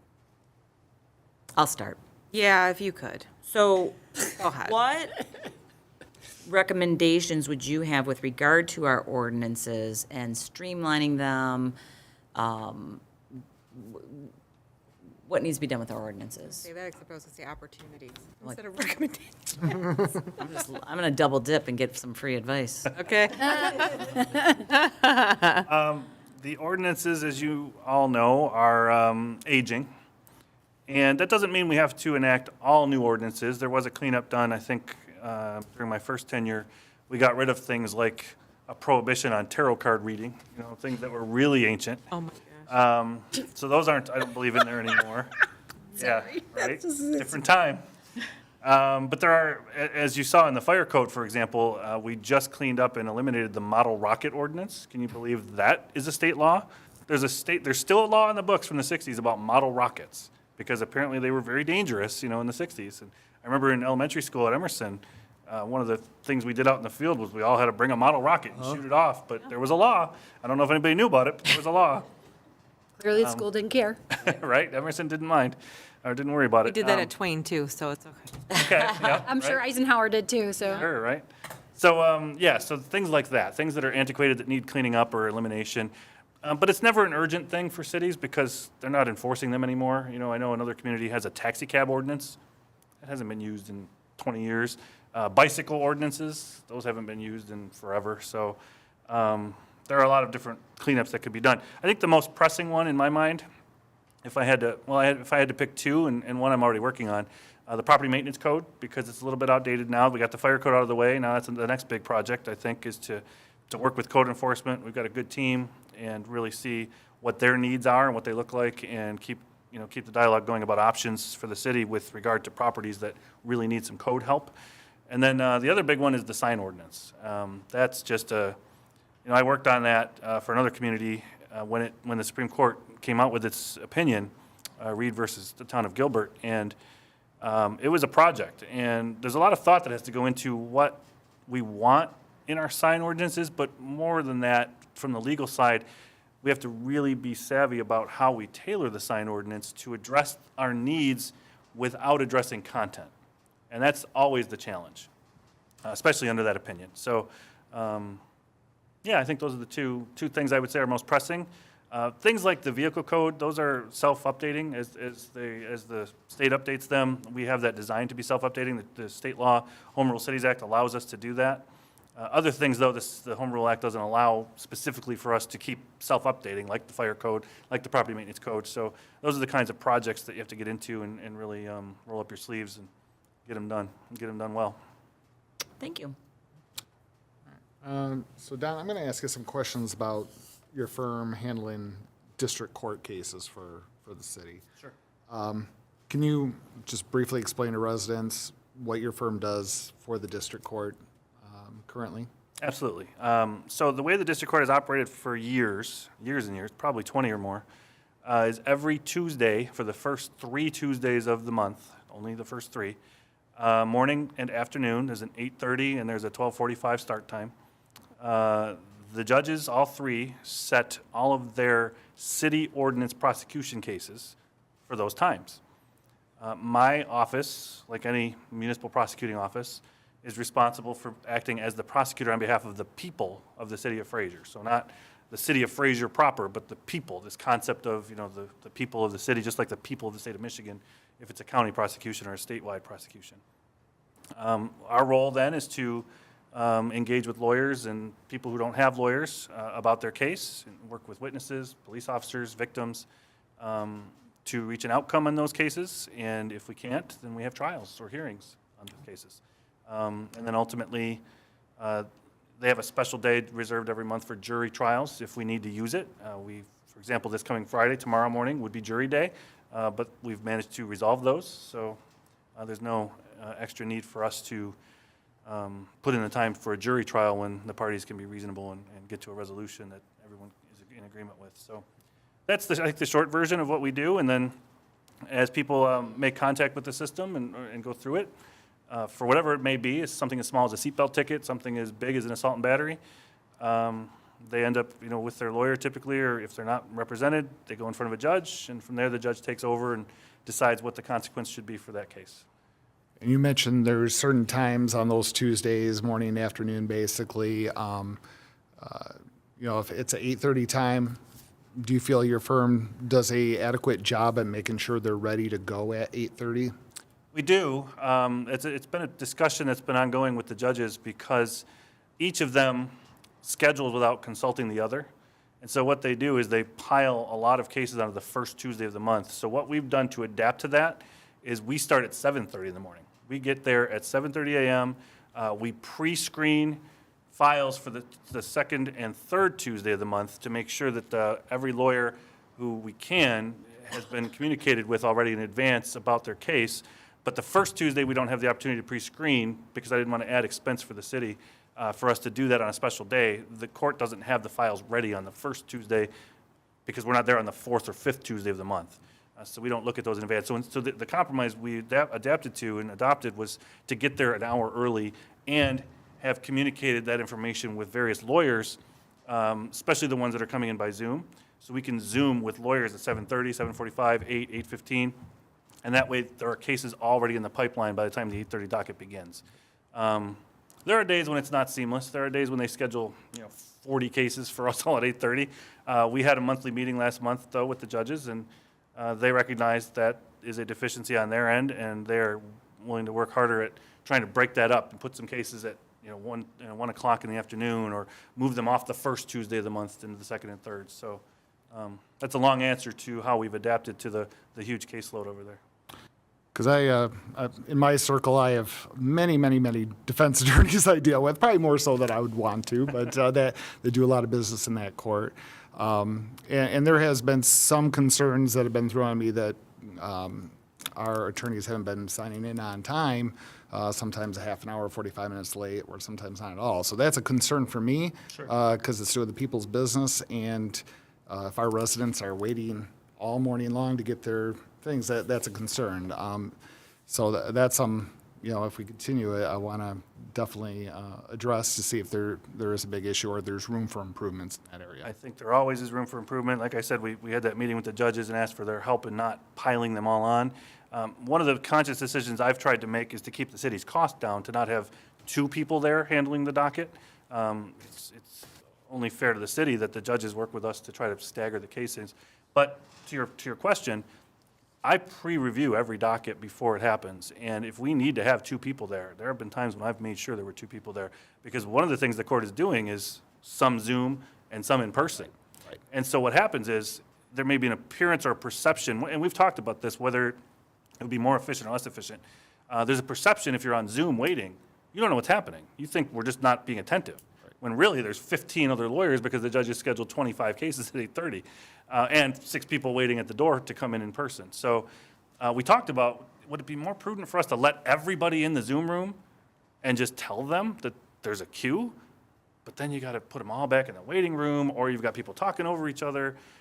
So I think it's probably more of a communication issue, more of a messaging issue if there's a perception there, because I can't think of a day we've ever been late, and in fact, we're always early. Okay, thank you. I didn't realize that you started in 95, you said? Yes. Okay. And then you've been working for the city since 19? 18. 18. February or March of 18. Okay, so there's been a gap in here, so I think I recall some, but I'm just questioning how much success have you had with remediating blighted areas here in Fraser? I don't know that I can speak to any successes from the city attorney's standpoint in the last 4 years. As the new code officer, we've done a really good job with the non-owner occupied rentals, the people that have houses but aren't owner occupied. We've been, very helpful, I think, with code enforcement, working on those projects. Now that we have a longer term, code officer who's been here over a year and a half, we have started engaging in different initiatives and strategizing on cost-effective ways we can help the city with projects like that, blighted properties. Perhaps hoarder homes that we don't even know are hoarder homes, but they're just not being attended to. It's a challenge when you have a small community like ours because there's a cost, right? Even if you take out the fact that I'm working on it, take that all out of the equation. There's a cost associated if we're going to go to the next level of hiring a contractor to clean up a site because no one else will do it. There's a cost associated if we decide we need to sue in circuit court to deal with that. And so obviously we always want that fully vetted by the city council before we engage in anything that takes cost beyond what the city manager's authority might be for limited expenses in those arenas. We just met with our judges in the spirit of trying to be creative and keep costs down. I just met with 2 of our judges last week. Actually, it was Tuesday afternoon. And talked with them about an initiative, something I've used in another community, where we seek an administrative warrant for our code officer and our contractors to be able to get onto a site to address blight. And the very first one that we've prepared is for a home that's been a longstanding complaint in the community. And the judges were very, very receptive. They feel themselves, they see the conditions in an aging population and an aging community. So they had no objection to the process or the concept, but the chief judge decided, with us in the room, that to talk about sending a show cause notice, they call it, to the person whose home it is, because she's been cited several times, hasn't responded to the citations. There's warrants out, but you don't want to go arrest somebody in their home for these kinds of things. So the next step in that process for that specific case was to talk to the judges about this warrant idea, the idea that the city could then go in with the approval of a court because there's probable cause to find that code violations exist, zoning violations exist, and then code and the contractor can go in, deal with the issues, clean up the site, remediate it without lawsuits, without litigation. But again, the stipulation the judge had was, I'd like to give anybody in this situation one more chance. So rather than just sign it, I'm going to issue a show cause notice. We're going to have a hearing date for it. If the person comes in, great. He or she can tell me why I shouldn't issue the warrant. And if they don't come in, then I'll sign it, and that'll be the end of it, because they had one more chance to address it. So that's where we're at, I think, in the code enforcement initiatives, and certainly the property maintenance code amendment is the next step in that as well. Thank you. You're welcome. I think I already know the answer to this question, but I'll ask it anyway. What is the percentage of your clients that are municipal? I can't say it's 100%. Having done this long enough, eventually somebody refers somebody over to you. So, for example, a small business that does some personal training needed my help with dealing with their landlord on a lease. I'm happy to help with little things. But I would say probably 98%, if I had to put a number on it. Okay. What about the firm as a whole? Or civil service, public service? Yeah, that's a good one. The last numbers I saw, or I remember looking at, because I was shredding some old stuff recently, just going through it in a box. So probably a few years ago, I want to say it was maybe in the 30% realm. We have dedicated municipal lawyers, 1, 2, 3, 4, 5, maybe 6 of us out of 18 roughly. So probably in the 33% realm then, give or take. All right. Did anybody have any other questions? I've got one now. Okay. Do you see any ordinance opportunities that have been adopted by other municipalities? It's getting late, I'm tired, sorry. That may benefit the city either by reducing risk or allowing activities that are currently restricted or prohibited? the sign ordinance, obviously. Talked about that one. Off the top of my head, I can't think of anything where I've seen it and said, we should look at this for Fraser. You know, if I did, I would bring it to Elaine and we'd talk more about it. So, Okay. yeah. That's fair. Thank you. All righty. Any other questions? Any questions for us? Any questions for us? I don't think I do. I don't even know what I would ask. If I didn't, know this room, I would probably ask, what's the timeline and what are you thinking and those kinds of things. But I don't need to ask you those questions. So no. We have an answer. We have an answer. We are, because next month our meeting's already pretty stacked, we are thinking we are going to be doing something after the new year because we do want to let the mayor and Ms. Kelka have the ability to view the meeting and make their decision, and then we will all deliberate together. I'm glad you answered, Mike. That's great. It's good to know. Yeah. Fantastic. This council has a plan. We have a plan. And it doesn't directly answer the ordinance question, but. It's killing him he didn't have an answer. Right. Well, I did, the sign ordinance. No. But I do think the website could still use a little attention. So I occasionally, I'm passing notes to Elaine, sometimes during our meetings at things I I'm text finding. her. Yeah. There are sometimes a little thing here and there that, as a lawyer, it just, can we fix that? Valid. All right. Well, thank you. Thank you. Thank for your time. you. Aw. Happy Thanksgiving. You do, yes, happy Thanksgiving. Enjoy. Enjoy the rest of your night. Thank you. Hopefully- Appreciate you sticking around. Like I said, it was actually very worthwhile to be out there. So. Oh, good. Yeah, no, you're welcome. All right. I don't believe we have any returning business for this agenda, do we? Anybody? Okay. Report of, no, because I gotta go. I know we're not, but we'll just do it anyway.